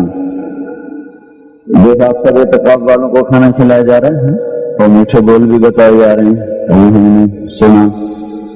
پھر آپ سے عرض کیا رسول اللہ مل ایمان، ایمان کیا ہے؟ آپ نے فرمایا الصبر والسماحہ، صبر کرنا، درگزر کرنا. پھر اس نے کہا یا رسول اللہ ای الاسلام افضل، سب سے بہترین اسلام کیا ہے؟ تو آپ نے فرمایا من سلم المسلمون من لسانہ ویدہ، سب سے بہترین اسلام یہ ہے کہ تمہاری زبان سے تمہارے ہاتھ سے مسلمان کی عزت اور آبرو محفوظ رہے. اور اس نے پوچھا ای الایمان افضل، سب سے بہترین ایمان کیا ہے؟ تو آپ نے فرمایا حسن الاخلاق، سب سے بہترین ایمان وہ اچھے اخلاق ہیں. بہت اچھا سبق آپ کو دیا گیا تھا، اسی سے متعلق چند باتیں میرے ذہن میں آئی تھیں، وہ بھی میں نے عرض کر دی. اللہ ہم سب کو عمل کی توفیق بخشے. حالانکہ سب جانتے ہیں طاہر القادری صاحب کا ادارہ منہاج القرآن شرک کی دعوت پھیلانے کے اندر عام ہے. کبھی یہ عیسائی پادریوں کو اپنے ادارے میں بلا کر کرسمس ڈے کا کیک کٹواتے ہیں. قائد تحریک ڈاکٹر طاہر القادری کو گلدستہ پھولوں کا پیش کر رہے ہیں.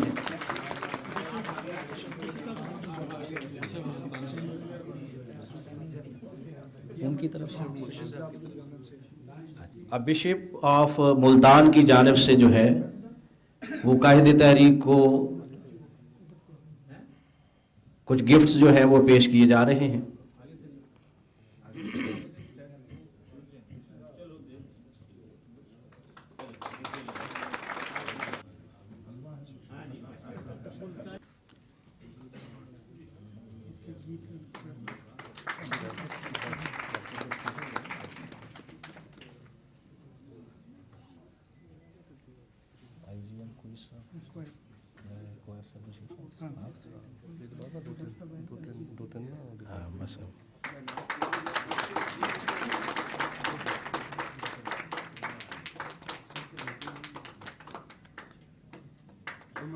अमन की शमा रोशन हो चुकी है और शमा से शमा जल रही है।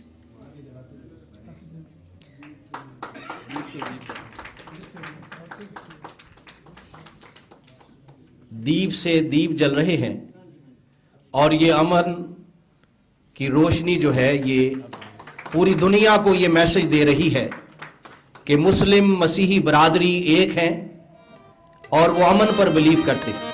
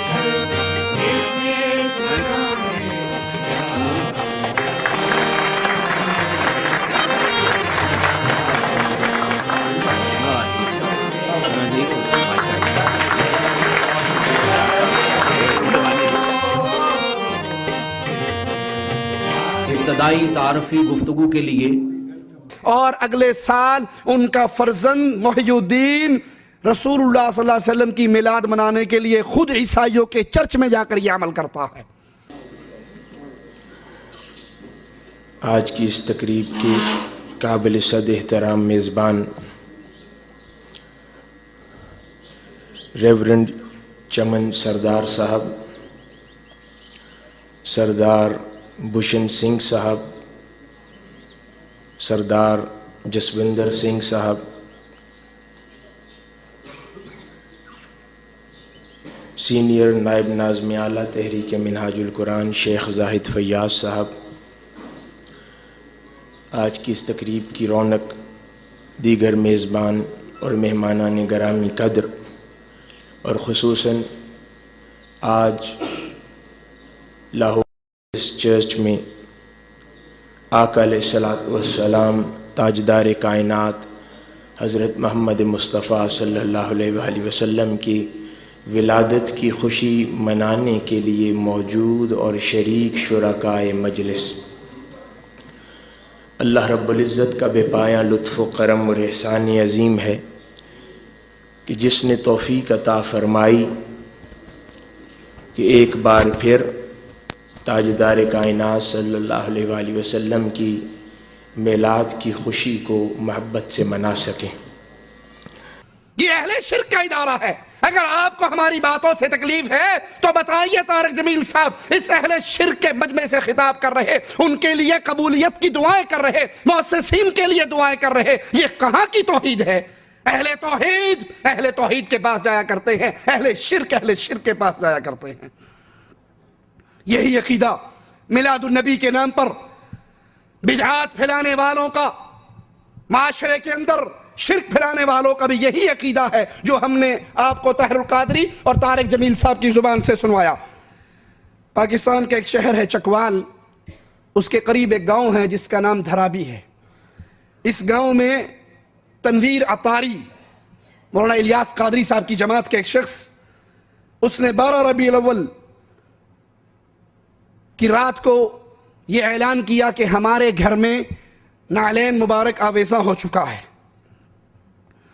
घर में रोशनी नहीं थी, लाइट नहीं थी, अचानक पूरा घर नूर से जगमगा उठा, खुशबू आने लगी, और उस रात जिसने भी इस नालैन मुबारक की ज़ियारत की, रोशनी की हालत और खुशबू की हालत में हुई।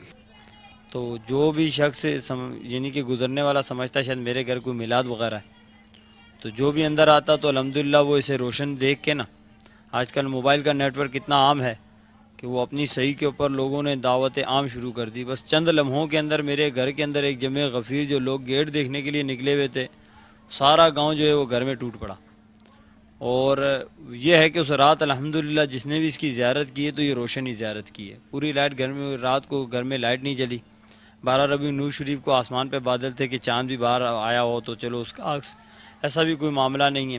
اور الحمدللہ تقریباً 11 ساڑھے 11 بجے تک لوگوں نے بالکل اس کے اندر سے خوشبو بھی آتی بھی دیکھی. کئی لوگ تو باقاعدہ تصدیق کرنے کے لیے جھکتے تھے. یہ معجزہ عاشق رسول محمد تنویر اطاری کے گھر 12 ربیع الاول 27/2/2010 کو مغرب کے وقت ہوا. تیری حسرتوں میں، تیری چاہتوں میں، تیری حسرتوں میں، تیری چاہتوں میں، بڑے دن ہوئے گھر سجاتے سجاتے تیری حسرت. جو ہی یہ خبر 1 سے 2، 2 سے 3، 3 سے 4 نشر ہوئی، جنگل میں آگ کی طرح پھیلی. پورے پاکستان سے لوگ بسیں بھر بھر کے اپنی گاڑیوں پہ، ویگنوں میں میلے کی شکل اختیار کر گئے اور پورے پاکستان کی اکثریت، ہر علاقے کے لوگ وہاں پہنچنے کے لیے ٹوٹ پڑے. اب یہ اس کے گھر میں آ رہے ہیں. اب انہیں اندازہ نہیں کہ کتنے لوگ آئیں گے. اب ڈر یہ کہ لوگ اگر زیادہ آ گئے تو یہ جو نشان ہم نے بنایا ہے 2 نمبر، تو یہ مٹ جائے گا. یہ مٹ جائے گا تو دکانداری ختم ہو جائے گی. واللہ میں نے اپنی آنکھوں سے دیکھا اس سی ڈی میں جو لوگ اس نعلین مبارک کی زیارت کے لیے آنا چاہ رہے، اتنی شدت سے میں نے کسی ملک کی پولیس کو ڈنڈے برساتے نہیں دیکھا جتنے اس تنویر اطاری کے گھر کے اندر اس نعلین مبارک کی زیارت کرنے والوں پر ڈنڈے برسائے جا رہے. بڑے بڑے سوٹے اور ڈنڈے ان کی کمروں میں پڑ رہے، اور وہ سبحان حال سے کہہ رہے کوٹ لو جنہ کوٹنا سانو ویکھتے لین دیو.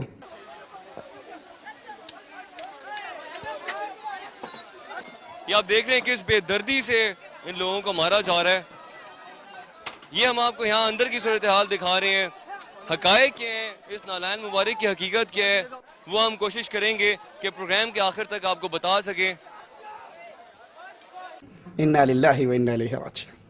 اندھی عقیدت، اندھی محبت، بغیر علم کے، بغیر شرعی نصوص کے جو ہلاک طبقہ، وہ کہتے ہیں جتنا مارنا ہے مار لو، ہم رسول اللہ صلی اللہ علیہ وسلم کے قدم مبارک کو دیکھے بغیر واپس نہیں جائیں گے.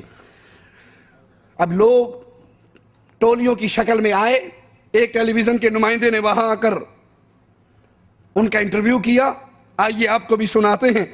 ایک شخص سے پوچھا کہ آپ کیا عقیدہ رکھتے ہیں، کیا رسول اللہ صلی اللہ علیہ وسلم زمین پہ تشریف لائے ہیں؟ اس نے کہا بالکل، آپ صرف زمین پہ ہی نہیں بلکہ ہر وقت ہر جگہ موجود ہوتے ہیں، اور جو باتیں ہم کر رہے، جو کام ہم کر رہے، آپ وہ سن رہے ہیں، دیکھ رہے ہیں. کوئی سمجھ نہیں آ رہی. آپ کیا بلیو کرتے ہیں، یہ حضور صلی اللہ علیہ وسلم زمین پہ تشریف لائے تھے؟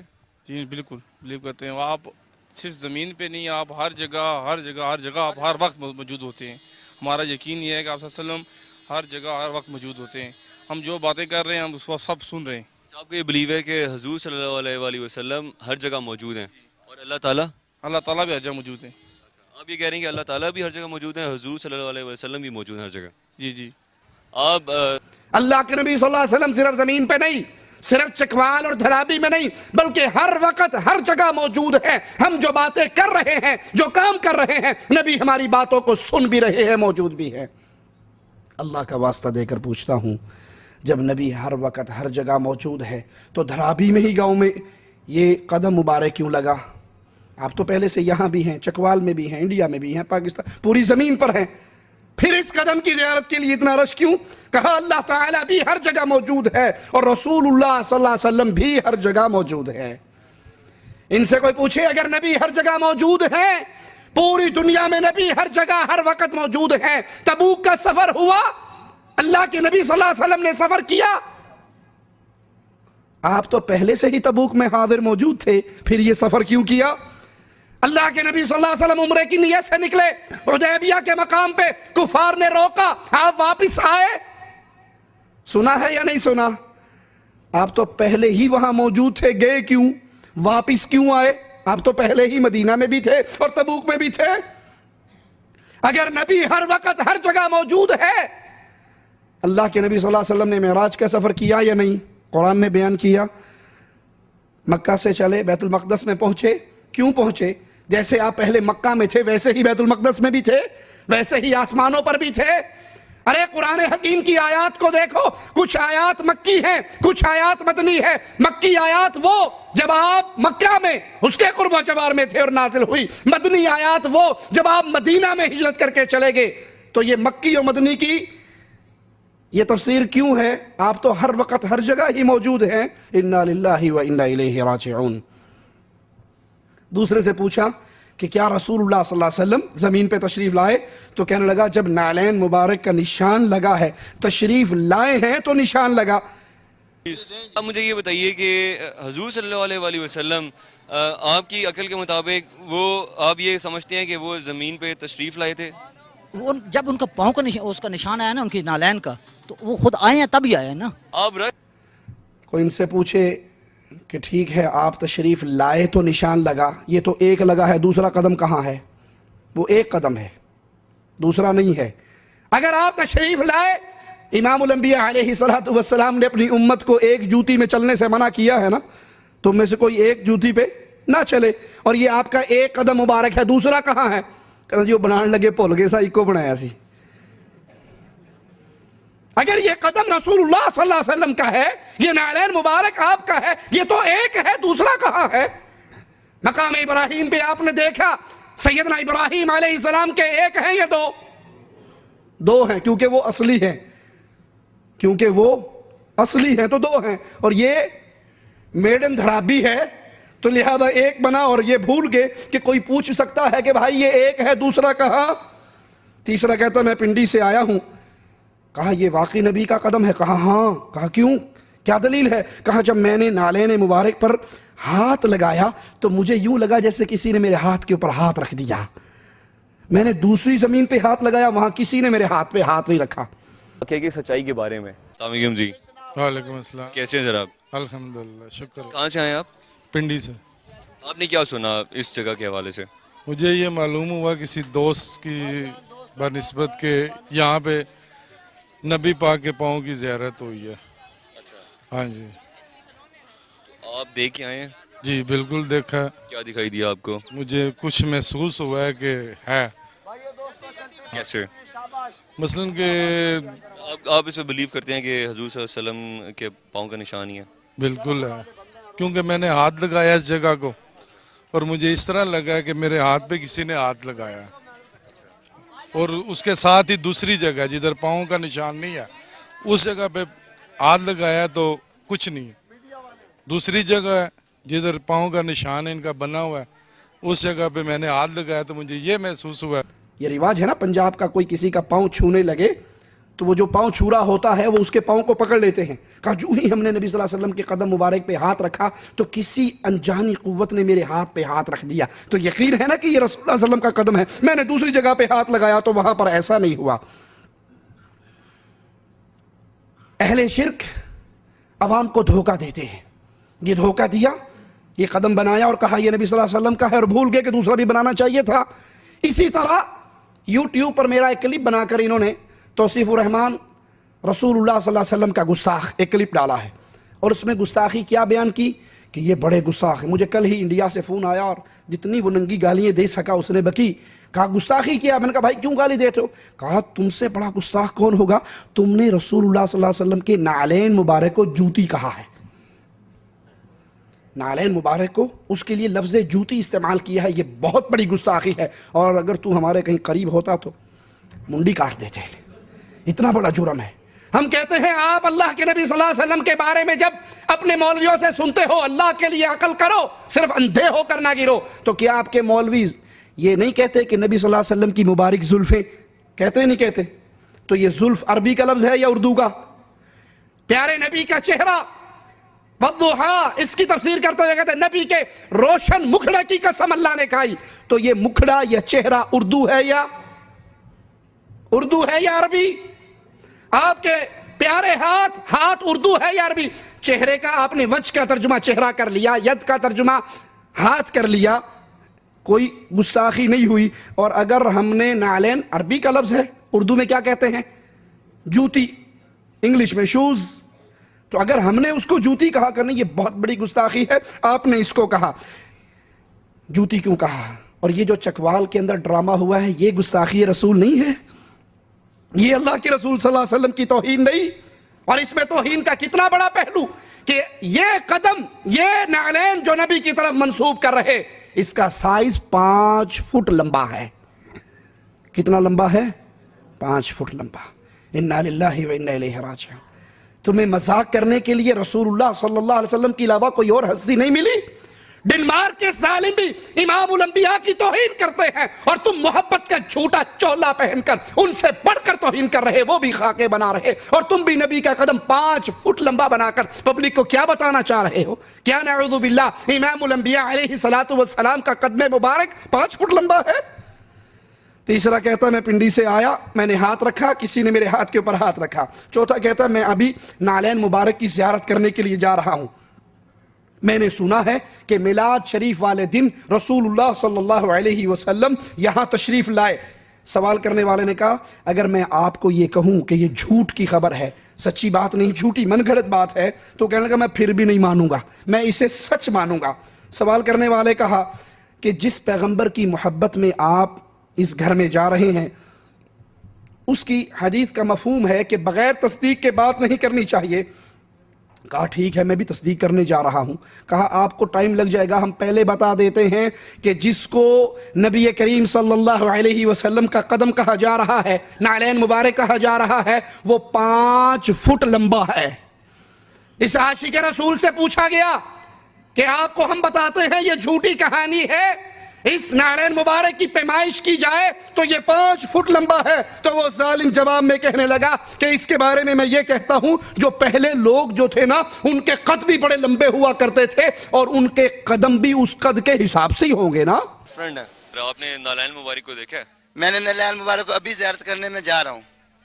تو آپ نے کیا سنا اس کے بارے میں؟ تو میں نے اس کے بارے میں یہ سنا ہے کہ وہاں پہ میلاد شریف کا دن تھا 12 ربیع الاول، اس دن حضور صلی اللہ علیہ وسلم کے آنے کی خبر ہے ہمیں کہ وہاں پہ وہ آئے ہیں اور ان کے نعلین مبارک ہیں۔ اگر میں کہوں کہ آپ نے جھوٹ سنا ہے تو میں پھر بھی نہیں مانوں گا، میں اسے سچ تصدیق کی ہے، اس کی تصدیق کرنی چاہیے نا ہر چیز کی۔ تو ابھی میں جا رہا ہوں نا، تصدیق کروں گا۔ تو جن پیغمبر کے محبت میں جا رہے ہیں انہی پیغمبر نے یہ فرمایا تھا کہ تصدیق کے بغیر آپ بات نہیں کر سکتے ہیں، اس کا مفہوم یہ ہے۔ تو حضور والی میں ابھی جا رہا ہوں نا، تصدیق کرنے تو جا رہا ہوں۔ چلیں اگر آپ کو تو کافی ٹائم لگے گا نا، شاید آپ کو گھنٹہ ڈیڑھ لگ جائے، ہم آپ کو پہلے سے بتا دیتے ہیں کہ جو نعلین مبارک کا نشان یہاں پہ موجود ہے، ان جو گھر والے جو دعویٰ کر رہے ہیں اگر وہ نعلین مبارک ہے تو وہ 5 فٹ کے قریب ہے اس کا نشان۔ تو آپ کیا کہتے ہیں اس بارے میں؟ میں اس بارے میں یہ کہتا ہوں کہ جو پہلے لوگ ہوتے تھے نا ان کے قد بھی بہت لمبے ہوتے تھے، اور ان کے پھر جس کا قد لمبا ہے اس کا پاؤں بھی لمبے ہو گئے۔ اب یہاں سے ہمارے نالج کا، ہمارے علم کا اندازہ لگا سکتے ہیں۔ ہمیں یہ علمیہ کی بات ہے، اور ہمیں میں تو کہتا ہوں کہ لمحہ فکریہ اور شرم آنی چاہیے ہمیں۔ میں سر یہ آپ سے بھی عرض کر رہا ہوں کہ ہمیں شرم آنی چاہیے، کیونکہ آپ جس پیغمبر کی محبت میں آئے ہیں حضور صلی اللہ علیہ وآلہ وسلم کی، آپ ان کے بارے میں کہہ رہے ہیں کہ اس وقت قد بڑے ہوتے تھے۔ حضور صلی اللہ علیہ وآلہ وسلم کی آپ کے نالج کے لیے عرض ہے کہ قد ایوریج تھا۔ انا للہ و انا الیہ راجعون، لا حول ولا قوت الا باللہ۔ اس سے بڑھ کر امام الانبیاء کی کیا توہین ہوگی؟ ان ظالموں نے اپنے ان جھوٹے مریدوں کو یہ جھوٹی کہانیاں تو سنا دی کہ آپ آج اس کے گھر میں تشریف لائے، کل اس کے گھر میں تشریف لائے، کل ملتان کے الیاس قادری کے اجتماع میں تشریف لائے، اس سے پہلے کراچی میں طاہر القادری کے بعد تشریف لائے، کبھی دارالعلوم دیوبند میں تشریف لے کر آئے، کبھی فیصل آباد میں اپنے عصا کے ساتھ تشریف لائے، لیکن یہ اپنے ان جاہل مریدوں کو امام الانبیاء کی نہ صورت بتا سکے نہ سیرت بتا سکے۔ کہا پہلے لوگ بڑے لمبے لمبے ہوا کرتے تھے، ان کے قد بھی اسی حساب سے ان کا پاؤں بھی لمبا ہوگا۔ اے کاش اہل توحید پر گستاخی رسالت کا پرچہ کروانے والوں، اہل الحدیث کو گستاخ رسول کہنے والوں، ان کے علماء کے قتل کے فتوے دینے والوں، تم سے بڑھ کر گستاخ اور کون ہے؟ تمہارے مریدوں کو یہ بھی نہیں پتا میرے نبی کا قد کتنا تھا؟ اے کاش اہل توحید کے ذمہ داران کی غیرت اس موقع پر جاگتی اور ان گستاخوں کے سامنے پہاڑ بن کر کھڑے ہوتے، ان مجرموں کو ان کے انجام تک پہنچانے کے لیے میدان عمل میں آتے۔ لیکن ان کو تو فکر نہیں ہے، ان کو غم اور ہم نہیں ہے۔ جس طرح چاہے کوئی اللہ کے نبی صلی اللہ علیہ وسلم کا مذاق اڑاتا پھرے، ان کی توہین کرتا پھرے، برا ہو علماء سو کا जिन्होंने अपने मुरीदों को न नबी की सूरत बताई है न नबी की सीरत बताई है। उनको नाते याद करवा दी, आगे आगे ताज वाले, दम बदम पढ़ो दरूद, हजरत भी हैं यहाँ मौजूद। आइए हम आपको इमामुल अंबिया अलैहिस्सलातु वस्सलाम का मुबारक कद बताते हैं। तिरमिज़ी में है सैयदना अली रज़ियल्लाहु अन्हु वरज़ा का फरमान, कहते हैं अल्लाह के नबी ना तवील कद थे और ना पिस्ता कद थे। ना आपका कद बहुत लंबा था, ना आपका कद बहुत छोटा था। आपकी हथेलियां और पांव के तलवे मुबारक गोश्त से पुर थे। आपका सरे मुबारक बड़ा, हड्डियों की जोड़ कुशादा, सीने से नाफ तक बारीक बाल। मैंने आपसे पहले और आपके बाद आप जैसा हसीन कोई और नहीं देखा था। आपसे पहले और आपके बाद आप जैसे हसीन को मैंने नहीं देखा। मगर अफसोस, कलमा गो इंसान ने नबी करीम सल्लल्लाहु अलैहि वसल्लम के प्यारे नाम को, मुबारक नाम को पेट भरने का जरिया बनाकर नालैन मुबारक का ये झूठा ड्रामा रचा दिया। इसकी तस्वीरें बना बनाकर थराबी के इस गांव में इसकी तस्वीरें बिक रही और वो रातों रात लखपति हो गया तस्वीर बेचने वाला। गाड़ी पर उसने तस्वीरें रखी हुई और वो बच्चों को सप्लाई कर रहा।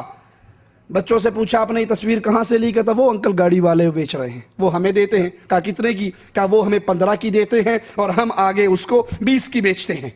उसने कहा जी बिल्कुल ये मेरा कारोबार है, मैं तस्वीरें बनाता हूँ, 15 की इन बच्चों को देता हूँ, ये 20 की आगे सेल करते हैं, 5 रुपए इनके होते हैं और 15 रुपए मेरे होते हैं। आप ये तस्वीरें कहाँ से लेके आए हैं? आप ये जो घर है जहाँ पे ये कहा जा रहा है वाक़या पेश आया है, आप उनके रिश्तेदार हैं? नहीं, हम इसी गांव के रहने वाले हैं। यहाँ हमें पता चला है जैसे कि नमाज जिनता के 10-15 मिनट पहले, मगरिब नमाज तो 10-15 मिनट पहले ही वाक़या है। एक बच्चे आप कब लाए ये तस्वीर, कहाँ से लाए? तस्वीर हम इधर से लेते हैं, 15 रुपए की लेते हैं और 20 रुपए की खरीद। आप जब तस्वीर बनाते हैं फ़ोटो से तो वो आपसे पैसे लेते हैं? जी पैसे लेते हैं। कैसे हैं सर आप? अल्लाह का शुक्र। ये तस्वीर आप बेच रहे हैं? जी भाई ये हम बच्चों को परचेज़ कर रहे हैं, बच्चे आगे सेल कर रहे हैं। नहीं, बच्चे आपसे परचेज़ कर रहे हैं ना, आप बच्चों को सेल कर रहे हैं? जी जी। आप कितने की बेच रहे हैं? भाई जी हम 15 के हिसाब से दे रहे हैं बच्चों को, बच्चे आगे 20 की बेचते हैं। अच्छा, 15 रुपए की ये पर तस्वीर? इसकी कीमत कोई नहीं भाई, ये हदियतन चीज़ है। जो बेच रहे क्यों है? बेच नहीं रहे हम, जो देता है दे देता है, जिसके पास नहीं है तो भाई ऐसे कोई खुशी से लेके जाता है, बेशक ले जाए, खुद देखे आगे दूसरों को दिखाए। ये जो बच्चे आपसे खरीद रहे हैं, आप तो इनको बेच रहे हैं ना? नहीं, मासूम बच्चे हैं, ये अपनी नौकरी भी नहीं करते, ये कमाते भी नहीं करते, हम इनको देते हैं, खर्चा देते हैं। 15 रुपए में इनको बेच रहे हैं ना? जी भाईजान, हम 5 रुपए इनको हदियतन, अगर जो चीज़ हमें मिलती है, जो भी इनको 15 रुपए की एक बेच रहे हैं। पिक्चर के हिसाब से 5 रुपए कमीशन दे देते हैं। ये आपके क्या लगते हैं? वीर साहब नहीं लगते, दोस्त हैं बस। दोस्त हैं आपके? दोस्त हैं जी। तो ये उनको पता है कि आपने ये तस्वीर जो बनाई है या आप बेच रहे हैं? जी उनको पता है। तो इसकी जो अर्निंग है, आमदनी है, वो सारी आपके पास आ रही है? जी उनके पास भी जा रही? पास आ रही है, उनका इसमें कोई तल्लक नहीं, ये हमारा अपना। वैसे आप क्या करते हैं? सर हमारा ये फ़ोटोज़ का काम है। अच्छा, फ़ोटो शॉप है? फ़ोटो शॉप है हमारी। Photo studio? जी फ़ोटो स्टूडियो। ये जो तस्वीर जिसके बारे में अभी मैं इन साहब से बात कर रहा था, जब हमने बच्चे से बात की तो उसने बताया कि ये गाड़ी है जो कि हमें ये तस्वीर बेच रही है 15 रुपये फ़ी तस्वीर, और जो छोटे बच्चे हैं वो 20 रुपये की आगे सेल आउट कर रहे हैं। ये कारोबार तस्वीरों का कितना चला, आप इस वाक़े से अंदाज़ा लगाइए। एक ठेकेदार ठेकेदारी छोड़ के तस्वीरों का स्टॉल लगा के बैठ गया। उससे इंटरव्यू करने वाले ने पूछा आप पहले क्या काम करते थे? कहा जी मैं बल्दिये में ठेकेदार था। कहा फिर आपने ये काम क्यों शुरू किया?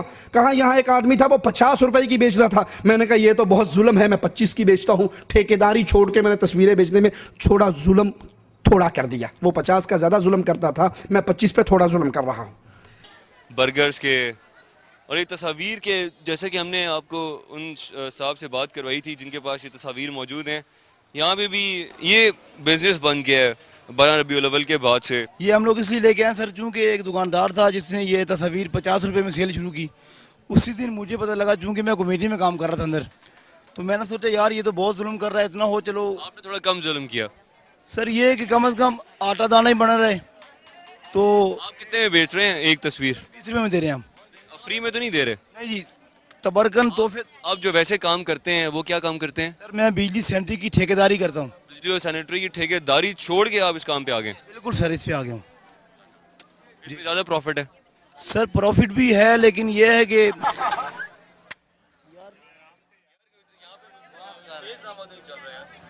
سر پروفٹ تو ایک طرف ہے لیکن یہ سر اسلامی کام ہو رہا ہے, ادھر نور کی باتیں چل رہی ہیں, لوگوں سے سر خطاب ہوتا آپ مفت میں دینا سر مفت جو بھائی مت کریں.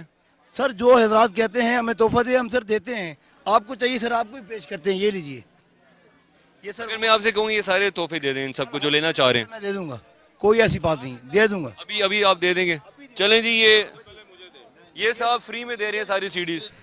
جس گھر کے اندر نالین مبارک کا یہ ڈرامہ رچایا گیا وہاں اینٹیں رکھ کے باؤنڈری لگا دی گئی کہ جو آئے پہلے جوتے اتارے, درود و سلام پڑھے, باوضو ہو کر تشریف لائے, پھر اس کو نالین مبارک نظر آئے گا. اور اب دیکھتے ہیں جی اس نشان کو جس کے بارے میں, اچھا یہ جی روشری پڑھو باوضو ہو کیا ہو انشاءاللہ نظر آ جائے گا.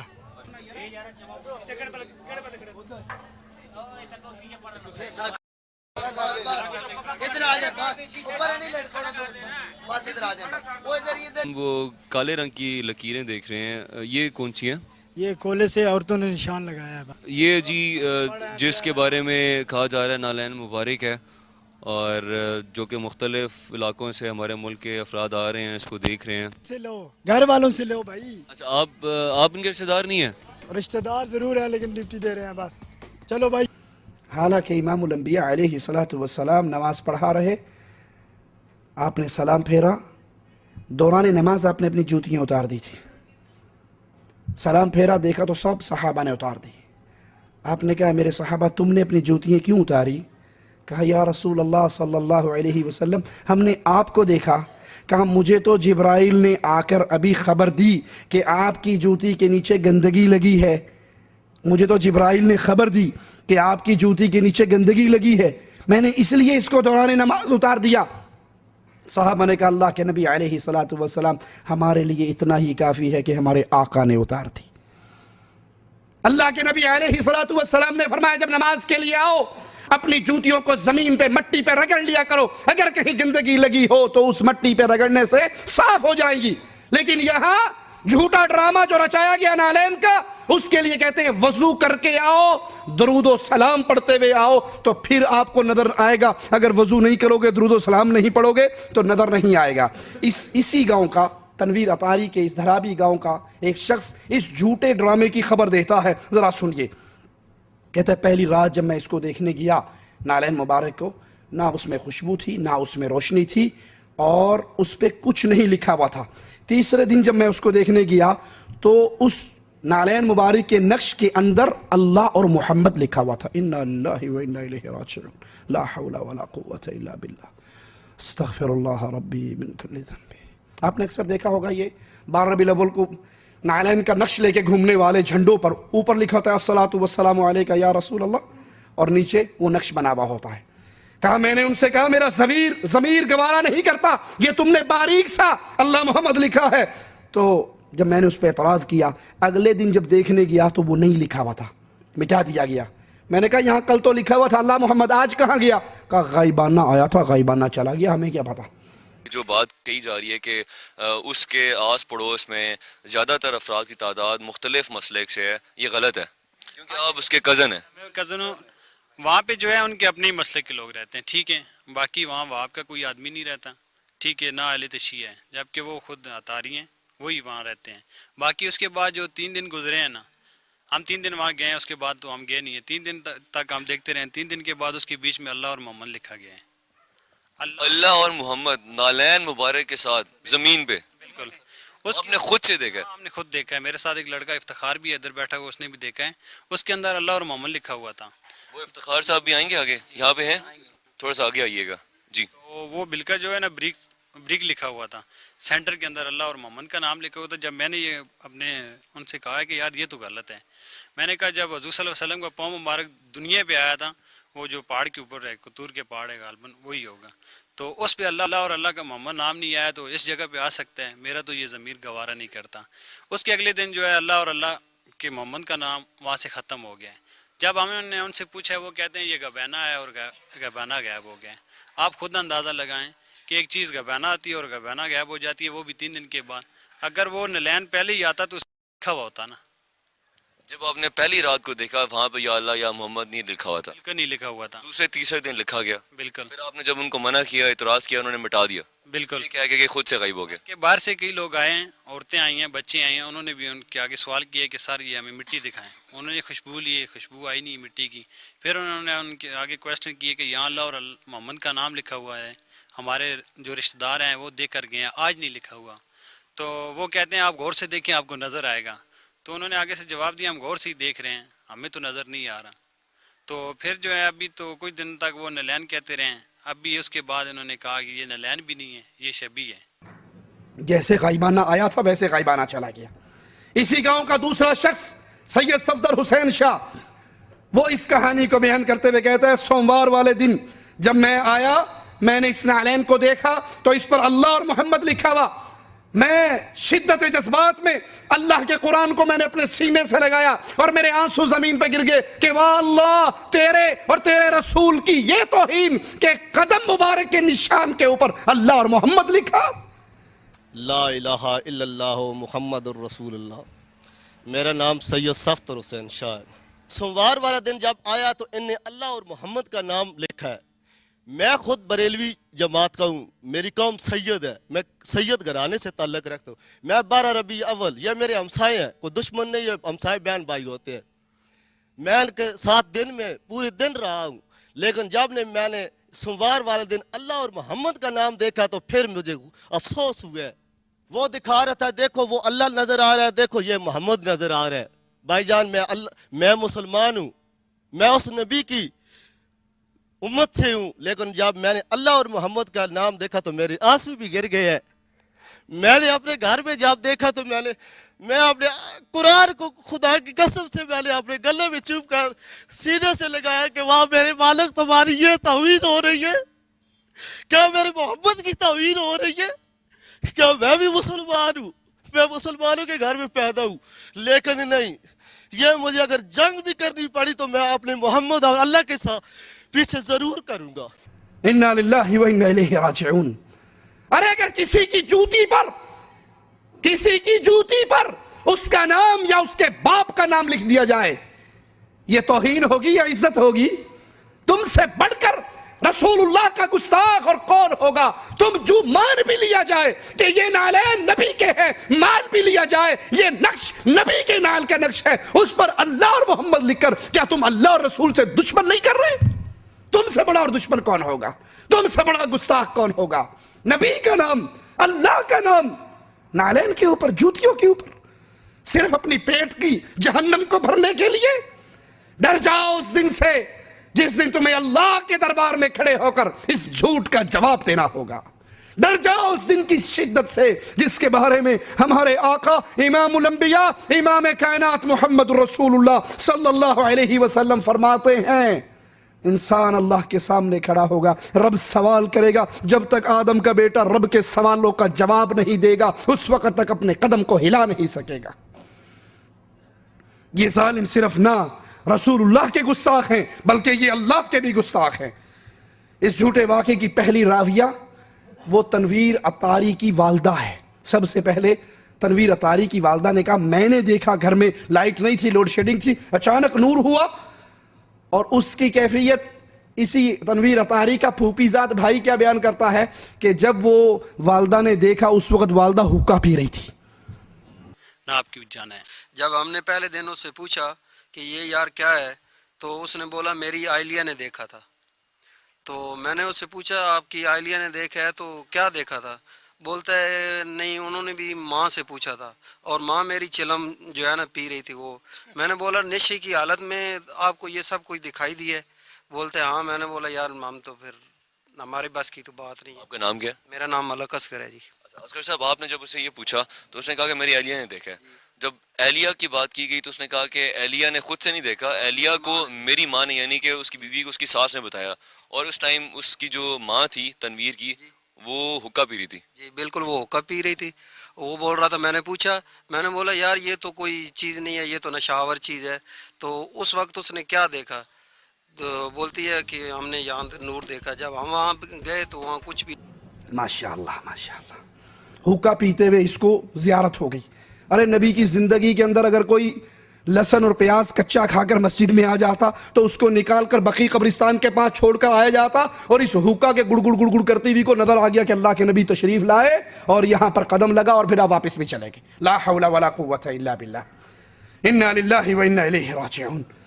इस कहानी के झूठे होने की खबर तनवीर अतारी के दोस्त अकबर से सुनिए। वो कहता है जब ये वाक़ा हुआ 5 मिनट के बाद मैं इसके घर पहुंच गया तो मैं ये कहने लगा कि इधर रोशनी हुई और अचानक नैन मुबारक बन गया। कहता है मुझे ना रोशनी नजर आई ना मुझे खुशबू नजर आई। मैंने इसके भाई जावेद से पूछा कि एक बात सच्ची सच्ची बताओ, मुझे लगता है तुमने यहाँ कोई हलवे की देग पकाई थी। उसने कहा हाँ यहाँ चूल्हा था हलवे की देग का, क्योंकि हलवे की देग का चूल्हा गोल होता है। कहा यहाँ चूल्हा था हलवे की देग का। तो कहता मैं उस नालैन के पास ज़मीन पे बैठ के जब मैंने गौर से देखा तो वो लकीरें देखकर मुझे 100% यकीन हो गया कि यहाँ हलवे की देग पकी है और उसका इन्होंने ये झूठा नालैन का ड्रामा रचाया है। का मैंने तनवीर की वालदा से कहा कि आप ये झूठा केस है, यहाँ पर हलवे की देग पकी। तनवीर अतारी की बीवी ने कहा सच कहते हो यहाँ वाकई हलवे की देग पकी। उसकी वालदा ने कहा जाओ मेरे बेटे को समझाओ। का सुबह 7:30 बजे मैंने तनवीर अतारी का दरवाज़ा कमरे का बजाया, वो अंदर से आंखें मलता हुआ बाहर आया। मैंने कहा तुम ये दावा करते हो कि नबी मेरे घर में आए, फजर की नमाज तुम पढ़ते नहीं हो, सोते रहते हो, 7:30 बजे तुम्हें मैं उठा रहा हूँ, नबी कैसे तुम्हारे घर में आए? ये तो यहाँ तुमने हलवे की देग पकाई है। तुम्हारा भाई जावेद भी तस्लीम कर रहा, उसके वालिद ने भी कहा कि तुमने अख्तर की शादी पर यहाँ हलवे की देग पकाई थी, ये उसके चूल्हे का निशान है। कहा बेटा मैं बकरियां चरा के अपना पेट पालता रहा, तुम्हें दर्जी पुने का काम आता है वही काम करो, इस मशगले को रहने दो। तो वो कहने लगा अपने दोस्त अकबर से कि अब इसको ख़त्म कैसे करें, इस ड्रामे का एंड क्या करें? कहा अभी बाहर लोग पब्लिक खड़ी है इसकी ज़ियारत करने के लिए, तो अगर ज़ियारत ना करवाएंगे तो अहले सुन्नत वल जमात की तौहीन होगी। अभी ज़ियारत करवाओ और रात को जब लोग कोई नहीं होंगे तो 2 बाल्टी पानी डाल देना, गायब हो जाएगा। एक झूठ तुमने पहले बोला था कि ये नबी सल्लल्लाहु अलैहि वसल्लम का नक्श मुबारक है, और एक झूठ दोबारा बोल देना कि गायबाना आया था, गायबाना वापस चला गया। उसने कहा बिल्कुल ठीक है, रात को यही करेंगे। कहा सुबह मैंने उसको फ़ोन किया तो पता लगा कि वो बाजार से शीशा लेने के लिए गया, और अब माशाल्लाह उस नालैन की पूरी 4 दीवारी करके ऊपर शीशा लगा दिया गया। बेहतरीन फैक्ट्री घर में ही खुल गई, 7 नस्लें खाएंगी यहाँ से आने वाले चंदे को। मेरे साथ इस टाइम खान अकबर साहब बैठे हुए हैं जो कि तनवीर के दोस्त हैं। ये भी तनवीर के घर गए और इसी वाक़े के हवाले से इन्होंने डिस्कशन की तनवीर की फ़ैमिली से और तनवीर से भी। इनसे बातचीत करते हैं, उनसे पूछते हैं कि इन्होंने क्या डिस्कस किया उसकी फ़ैमिली से और तनवीर से। कैसे हैं अकबर साहब? जी ठीक हूँ सर। आप दोस्त हैं तनवीर के? जी मैं जिस वक्त ये इसके घर में ये शोर मचा भाई, ये इसके घर नलैन मुबारक बन गया है, तो मैं भी अपने घर से दौड़ कर इनके घर पहुँच गया। 5 मिनट के बाद मैं भी इधर पहुँचा हूँ तो इधर काफ़ी हजूम था। मैं मुझसे पहले तकरीबन 10-12 आदमी थे। मैंने इनको पूछा, एक जगह अपने वेड़े में ये इकट्ठे थे, इधर क्या हो गया? इधर बहुत रोशनी हुई है जी, ये इधर नलैन पाक बन गया है। मुझे तो उधर कोई रोशनी नहीं नज़र आई। मैं उस वक़्त उसके बाद घर चला गया, रात को सोचता रहा भाई यार ये इस तरह कैसा हो गया, ये किस तरह हो सकता है। जिस वक़्त सुबह फिर आ गया, इसके दूसरे भाई से बात की, भाई यार हो सकता है। किस भाई से? नाम क्या? इसके भाई का नाम जावेद है। मैंने इससे बात की, भाई यार इधर कहीं आपने कोई किसी आदमी की शादी के ऊपर चूल्हे के लिए वो हलवा पकाया हो, क्योंकि हम जो देग पकाते हैं ना वो उसका चूल्हा ज़मीन के ऊपर रखते हैं, जो जिस पे रोटी पकाते हैं वो चौरस होता है, जो हलवे के कड़ा का होता है वो इस तरह गोल होता है। उसने बताया, वो उर्दू में उसने मुझे बताया वो कहीं इधर आसपास वो चूल्हा था। मुझे थोड़ा शक पड़ गया। शाम को मैंने इसकी वालदा से बात की, इसकी वालदा ने बताया नहीं इधर चूल्हा नहीं है। मैं रात को फिर चला गया, उधर ही लोगों के साथ इस तरह बातें शातें मजाक होती रही। मेरी कम इल्म की वजह से मुझे कुछ पता भी नहीं था। सुबह फिर मैं इनके घर चला गया। सुबह मैं उस नलैन पार्क के पास बैठ गया। जिस वक्त बैठा है तो जिस वक्त बैठ गया हूँ तो मैंने उसकी तरफ वो देखी हैं लकीरें, तो मुझे शक बन गया भाई इधर वाकई वो कढ़ाई का चूल्हा बना हुआ है। मैं उनके किचन में चला गया, क्योंकि मैं सुबह घर से नाश्ता भी नहीं मैंने किया। उनके घर से ही मैंने, वो मेरी भी सिस्टर है, मैंने उससे पूछा चाय बनाई है? उसने बोला मैंने चाय बनाई है। मैंने बोला मुझे भी चाय दो। उसने उधर चाय डाली, मैं भी उसके पास ही उधर बैठ गया। उधर उसकी वालदा भी मौजूद थी, ये तनवीर अतारी की जो वालदा है। وہ بھی موجود تھی. میں نے ان سے بات کی, پھوپھی یہ مجھے پورا میرا 100/100 جو اندازہ ہے نا 6ویں حصے سے یہ کام کر رہی ہے, ادھر کہیں چولہا ہے کسی کی شادی پر, چاہے آپ نے بیٹے کی شادی ہے یا کسی گواڑ اڑوس پڑوس کی. تو وہ جو سسٹر ہے نا ہماری, وہ میرے دوست کی جو بیوی تھی, اس نے بتایا بھائی ادھر واقعی امی جو بھائی بات کر رہے ہیں وہ ٹھیک ہے. اس نے اس طرح کیا بھائی, مجھے بولتی ہے بھائی آپ میرے تنویر اطاری کو بھی بتائیں بھئی یہ سرو سر ڈرامہ ہے, کیونکہ ابھی تم کو سسٹر نے بتا دی. تنویر کی ماں نے کہا کہ میرے بیٹے کو بتائیں کہ یہ ڈرامہ ہے. جی بھائی میرے بیٹے کو بتائیں بھئی یہ سرو سر ڈرامہ ہے, کیونکہ ابھی تم کو سسٹر نے بتا دی. تنویر کی ماں نے کہا کہ میرے بیٹے کو بتائیں کہ یہ ڈرامہ ہے. جی بھائی میرے بیٹے کو بتائیں. میں کہ نہیں, وہ میرے دل کو ایمان کو ویسے بھی تیش پہنچی, تو میں ادھر سے غصے سے اٹھا. میں کہ نہیں, میں نہیں بتاتا, یہ اپنے گھر کا معاملہ آپ خود بتائیں. لیکن پھر دوبارہ اس کی والدہ نے مجھے کہا بھئی اس طرح کریں, تنویر اطاری کے ابو کو بھی ساتھ لے جائیں, وہ بھی اتنے میں اندر آ گئے چائے پینے کے لیے. ان کی والدہ نے کہا حاجی صاحب آپ ادھر سے چائے لیں, ادھر جا کے تنویر کو جگائیں. پہلے تو میں نے تنویر کا دروازہ کھڑکایا, 7:30 کا ٹائم تھا. میں نے تنویر کو بتایا یار آپ کے گھر یہ تو آپ نالین تصور کرتے ہیں, آپ صبح کی نماز بھی نہیں ادا کرتے.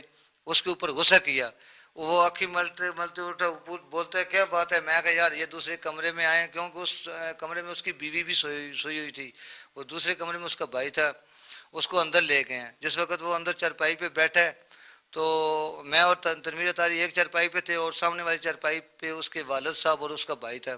تنویر بولتا ہے بھائی کیا وجہ ہے آپ نے مجھے صبح اٹھا دیا ہے. میں نے اس کو بولا بھئی یہ وجہ آپ کو چاچا جان بتاتے ہیں, آپ کو ابو جان. تو یہ جو میں بات کر رہا ہوں نا, یہ بالکل یہ سمجھے بھئی میں اپنا یہ قرآن کے اوپر ہاتھ رکھ کے یہ تمہیں بات بتا رہا ہوں. میری ان سے کوئی دعوت نہیں تھی, ان کے گھر کھاتا پیتا تھا. تو میں نے بولا چاچو جان آپ تنویر کو بتائیں, آگے میں ڈسکس کروں گا. تو تنویر نے بتایا, وہ چاچا عبدل نے بتایا تنویر بچے یہ جو آپ کی سیما بہن کہہ رہی ہے بھئی ادھر اختر کی شادی پر یہ ان لوگوں نے حلوہ پکایا اور یہ چولہا تھا. کیا جو کچھ ہو گیا ہے, میں غریب آدمی ہوں, بکریاں چگا کر اپنا ٹائم پاس کرتا ہوں, اور آپ ابھی آئے ہیں درزیوں کا کام کرتے ہیں. آپ اس طرح کریں, یہ اس مشکلے کو رہنے دیں, ابھی آپ درزیوں کا کام کریں. جس وقت تنویر کے ساتھ میں نے سب بات چیت کی تو تنویر مجھ سے مشورہ لیتے ہیں اب اس کا کیا کرنا چاہیے. ٹائم تقریباً 8 ہو گئے اس ڈسکس میں, اور باہر آدمی نالین مبارک دیکھنے والے آ رہے تھے. ہم آہستہ آہستہ بات کر رہے تھے تاکہ ان کو بھی اس کا ہمارا راز نہ کھلے اہل سنت والجماعت کا.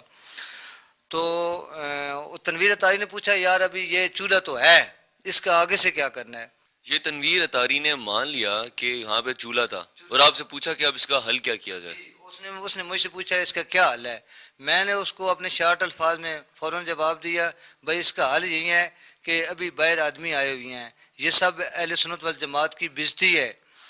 آپ اس طرح کریں, آج لوگوں کو یہ نالین مبارک دکھائیں, اور رات کو 12 بجے ادھر کوئی آدمی بھی نہیں ہوگا, آپ اس کے اوپر 2 بالٹی پانی کی ڈال دیں.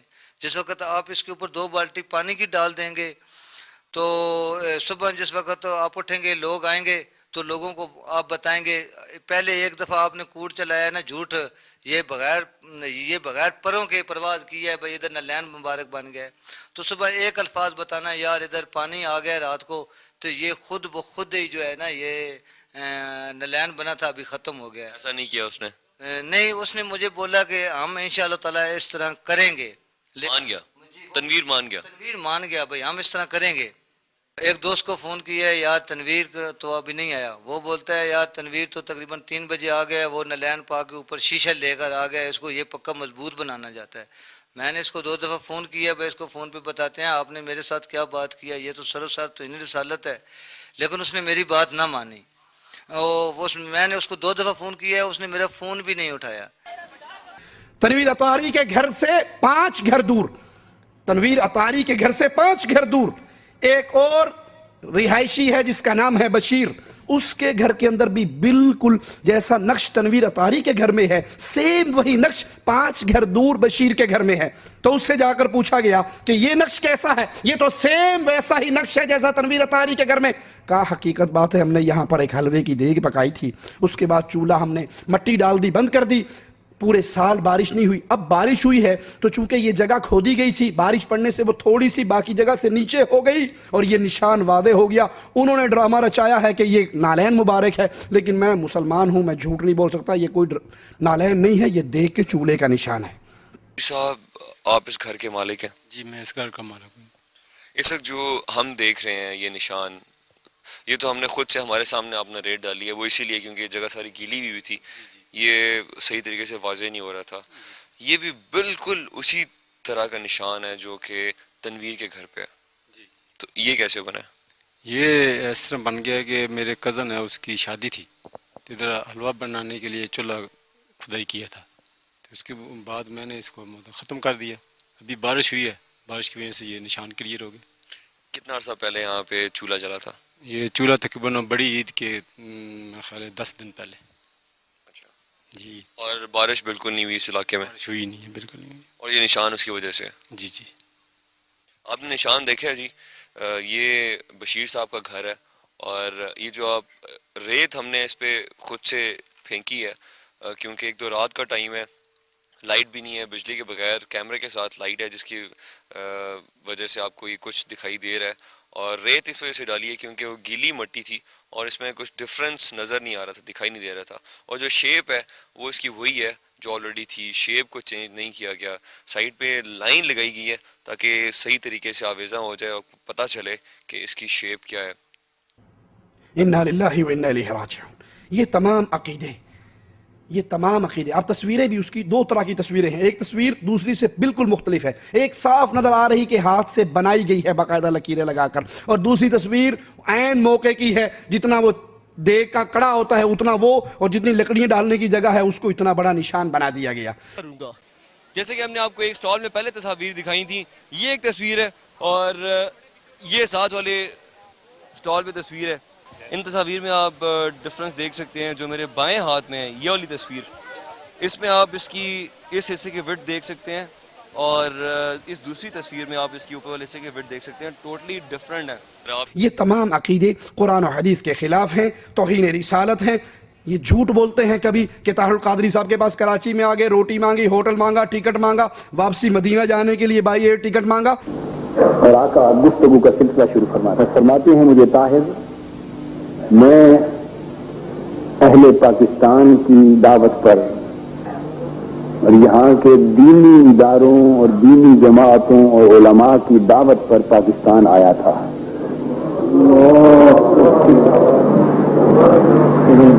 फरमाते हैं अहले पाकिस्तान ने मुझे पाकिस्तान आने की दावत दी थी। यहाँ के दीनी इदारे, दीनी जमातें और उलमा, उन्होंने मुझे दावत दी थी, उनकी दावत पर मैं यहाँ आया था। और मुझे बुलाकर दावत देकर उन्होंने मेरी कदर नहीं की, मेरी मेजबानी नहीं की, और मैं अब अहले पाकिस्तान से नाराज होकर वापस मदीना जा रहा हूं।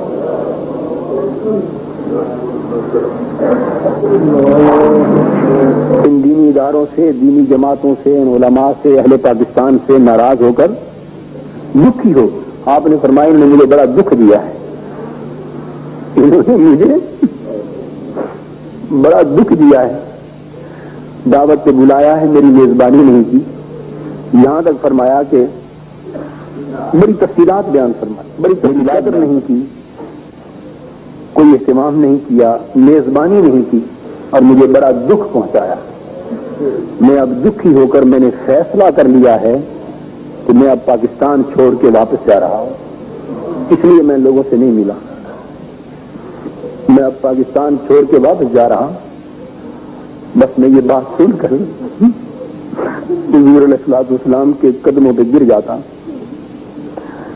कदमैन से रिज़ैन पकड़ लेता हूं, सिमट जाता हूं, चूमता हूं, रोता हूं, चीखता हूं, हाथ जोड़ता हूं, अर्ज करता हूं, आका खुदा के लिए फैसला बदल लीजिए और पाकिस्तान छोड़ के न जाइए।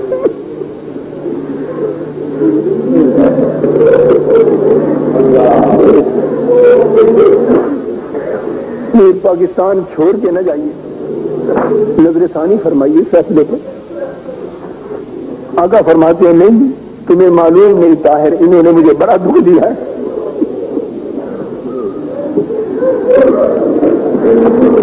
بار بار ایسا فرماتے ہیں کہ مجھے انہوں نے دعوت دی تھی، انہوں نے ان کی دعوت پر آیا تھا اور بلا کر میری عزت نہیں کی، فرماتے ہیں بلا کر میری عزت نہیں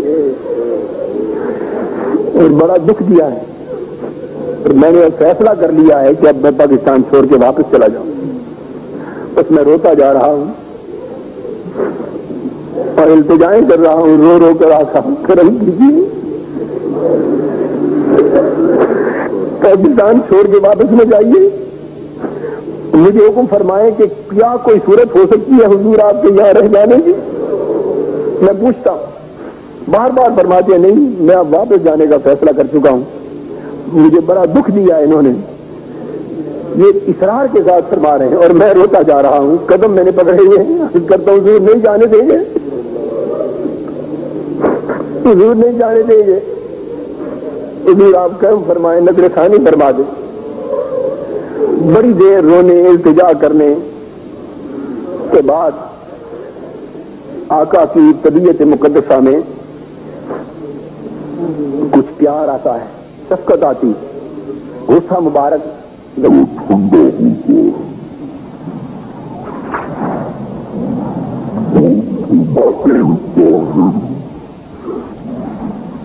اگر مزید پاکستان میں مجھے ٹھہرانا چاہتے ہو تو اس کی صرف ایک شرط، مجھے اب پاکستان میں مزید ٹھہرانا چاہتے ہو تو صرف ایک شرط، تم اس شرط سے پورا کرنے کا وعدہ کر لو، میں وعدہ کرتا ہوں۔ میں نے عرض کیا حضور فرمائے تو صحیح، وہ شرط کیا ہے؟ وہ شرط کیا ہے؟ جو کچھ ہو سکا ہم کریں گے۔ آپ فرماتے ہیں طاہر اگر چاہتے ہو کہ میں پاکستان میں رک جاؤں تو شرط صرف یہ ہے کہ میرے میزبان تم بن جاؤ۔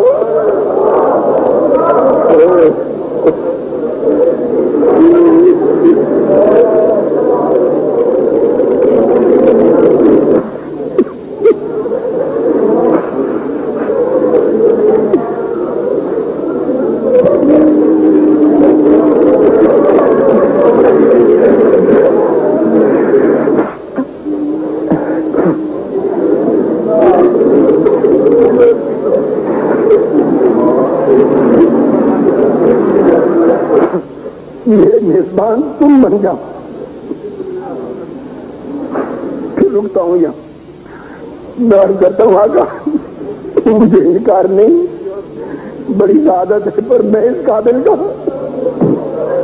میں تو بڑا کمزور اور ناتواں آدمی ہوں، حضور میں میزبانی کیسے کر سکوں؟ مجھ سے کیسے میزبانی ہوگی؟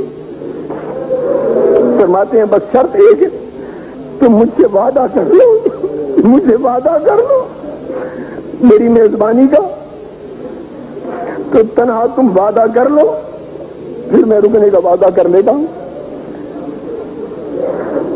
میں رو رو کے ہاتھ جوڑتا ہوں اور کرتا ہوں حضور میں نے آپ سے وعدہ کر لیا، میں میزبان بنتا ہوں حضور کا۔ فرماتے ہیں طاہر تو نے وعدہ کیا تو میں بھی وعدہ کرتا ہوں کہ رک جاتا ہوں، اور فرمایا کہ میں مزید 7 دن اپنا قیام پاکستان میں تمہارے کہنے پہ روک کر لیتا ہوں، 7 دن مزید رہوں گا یہاں۔ کتنا؟ فرمایا 7 دن مزید یہاں رہنے کا وعدہ کر لیتا ہوں۔ اب میں کچھ نہیں کہہ سکتا کہ 7 دنوں سے مراد کیا ہے، وہ کتنی مدت ہے یہ وہی جانتے ہیں، اس کی تفصیل معلوم نہیں ہے مجھے۔ 7 دنوں سے مراد کتنی مدت؟ فرمایا 7 دن میں رکتا ہوں تمہاری میزبانی میں۔ میں نے کہا حضور مجھے منظور ہے، پر یہ کیسے ہوگا سب کچھ؟ فرمایا تمہیں حد کر لو، بس سب انتظام ہو جائے گا،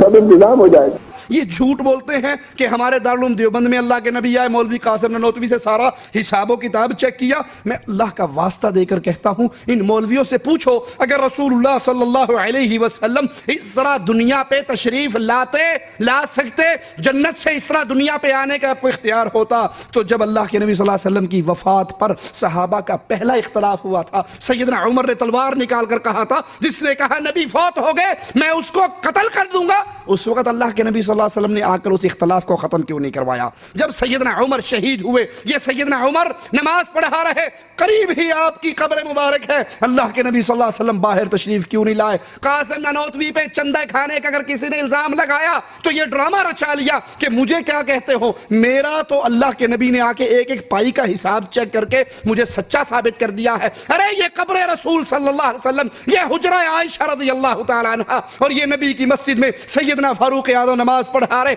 उस वक्त अल्लाह के नबी सल्लल्लाहु अलैहि वसल्लम बाहर क्यों ना आए? सैयदना उस्मान अपने घर में कैद हैं, प्यासे हैं, हसनैन करीमैन पानी लेकर जा रहे हैं, दरवाजों पर पहरे दे रहे हैं, अबू हुरैरा रज़ियल्लाहु अन्हु अर्ज़ा आकर आपसे इजाजत मांग रहे हैं इन बलवाइयों को मारने की, उस वक्त अल्लाह के नबी सल्लल्लाहु अलैहि वसल्लम बाहर तशरीफ क्यों नहीं लेकर आए?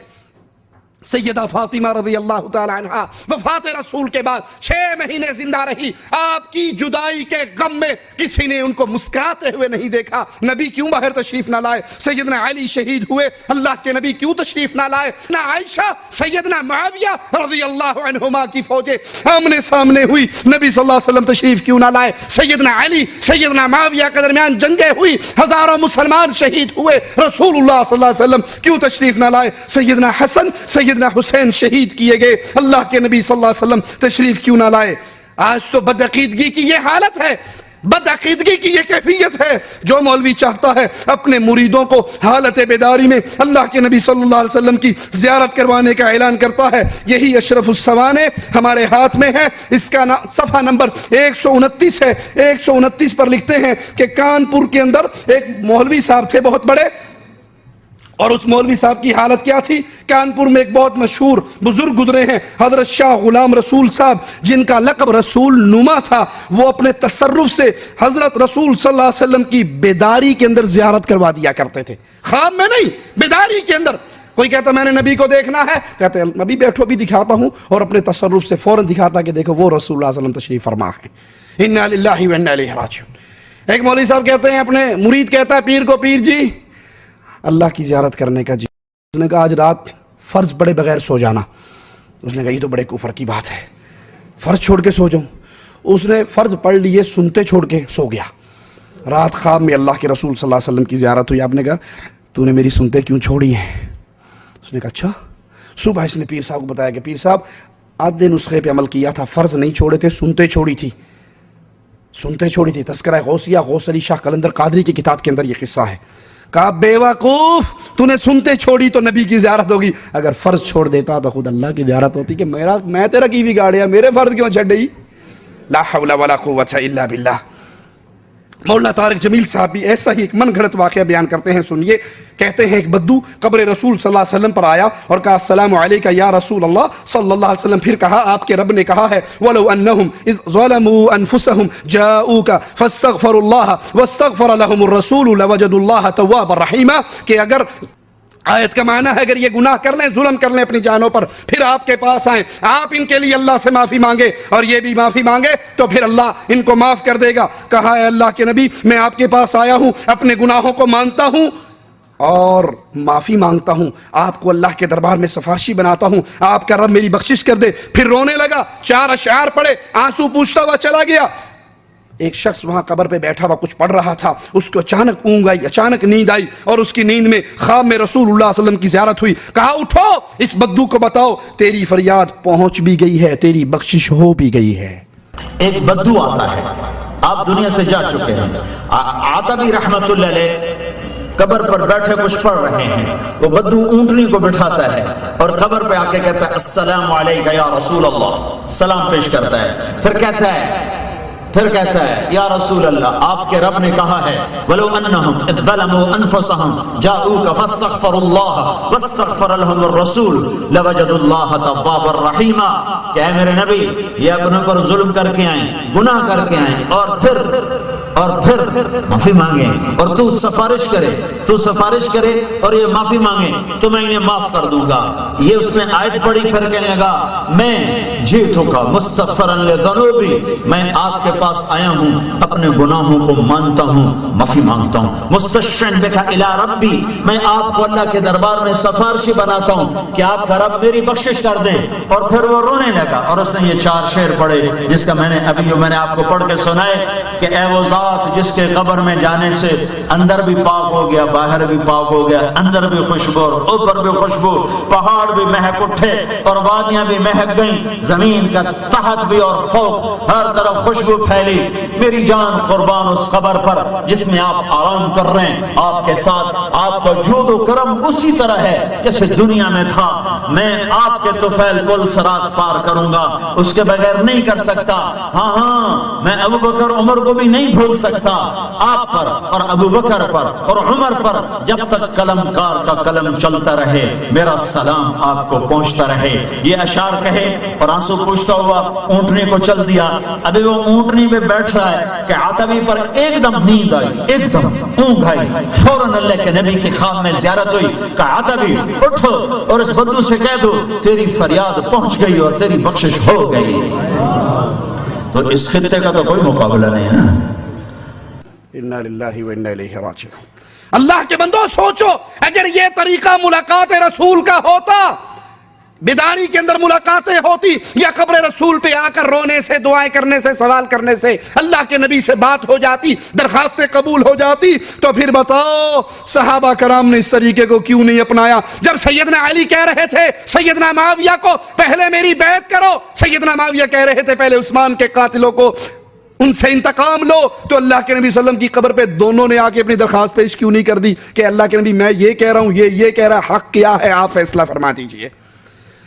انا للہ و انا الیہ راجعون۔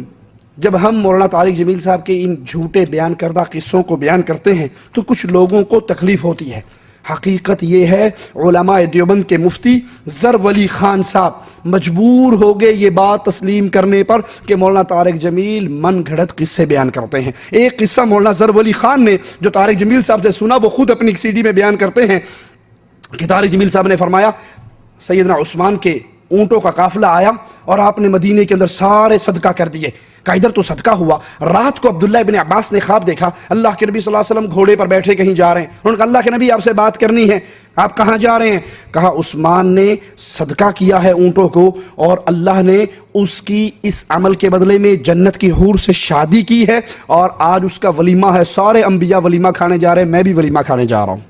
عثمان کی زیارت ہو گئی اور رات کو عبداللہ بن عباس کو خواب آیا۔ کیا خواب آیا کہ اللہ کا نبی سفید گھوڑے پہ سوار، سب پوشاک، انہوں نے لگام پکڑی، یا رسول آپ کہاں جا رہے ہیں؟ آپ سے ملنے کو جی چاہ رہا ہے۔ کہ آج تو فارغ نہیں، آج عثمان نے اللہ کے نام پہ صدقہ دیا، اس کے بدلے میں اللہ نے جنت کی حور سے نکاح کیا اور پھر اس کا ولیمہ قائم کیا ہے۔ آج سارے نبی عثمان کا ولیمہ کھانے جا رہے ہیں۔ کہا یہ جھوٹے من گھڑت قصے ہیں، علماء حق کو ایسا نہیں کرنا چاہیے۔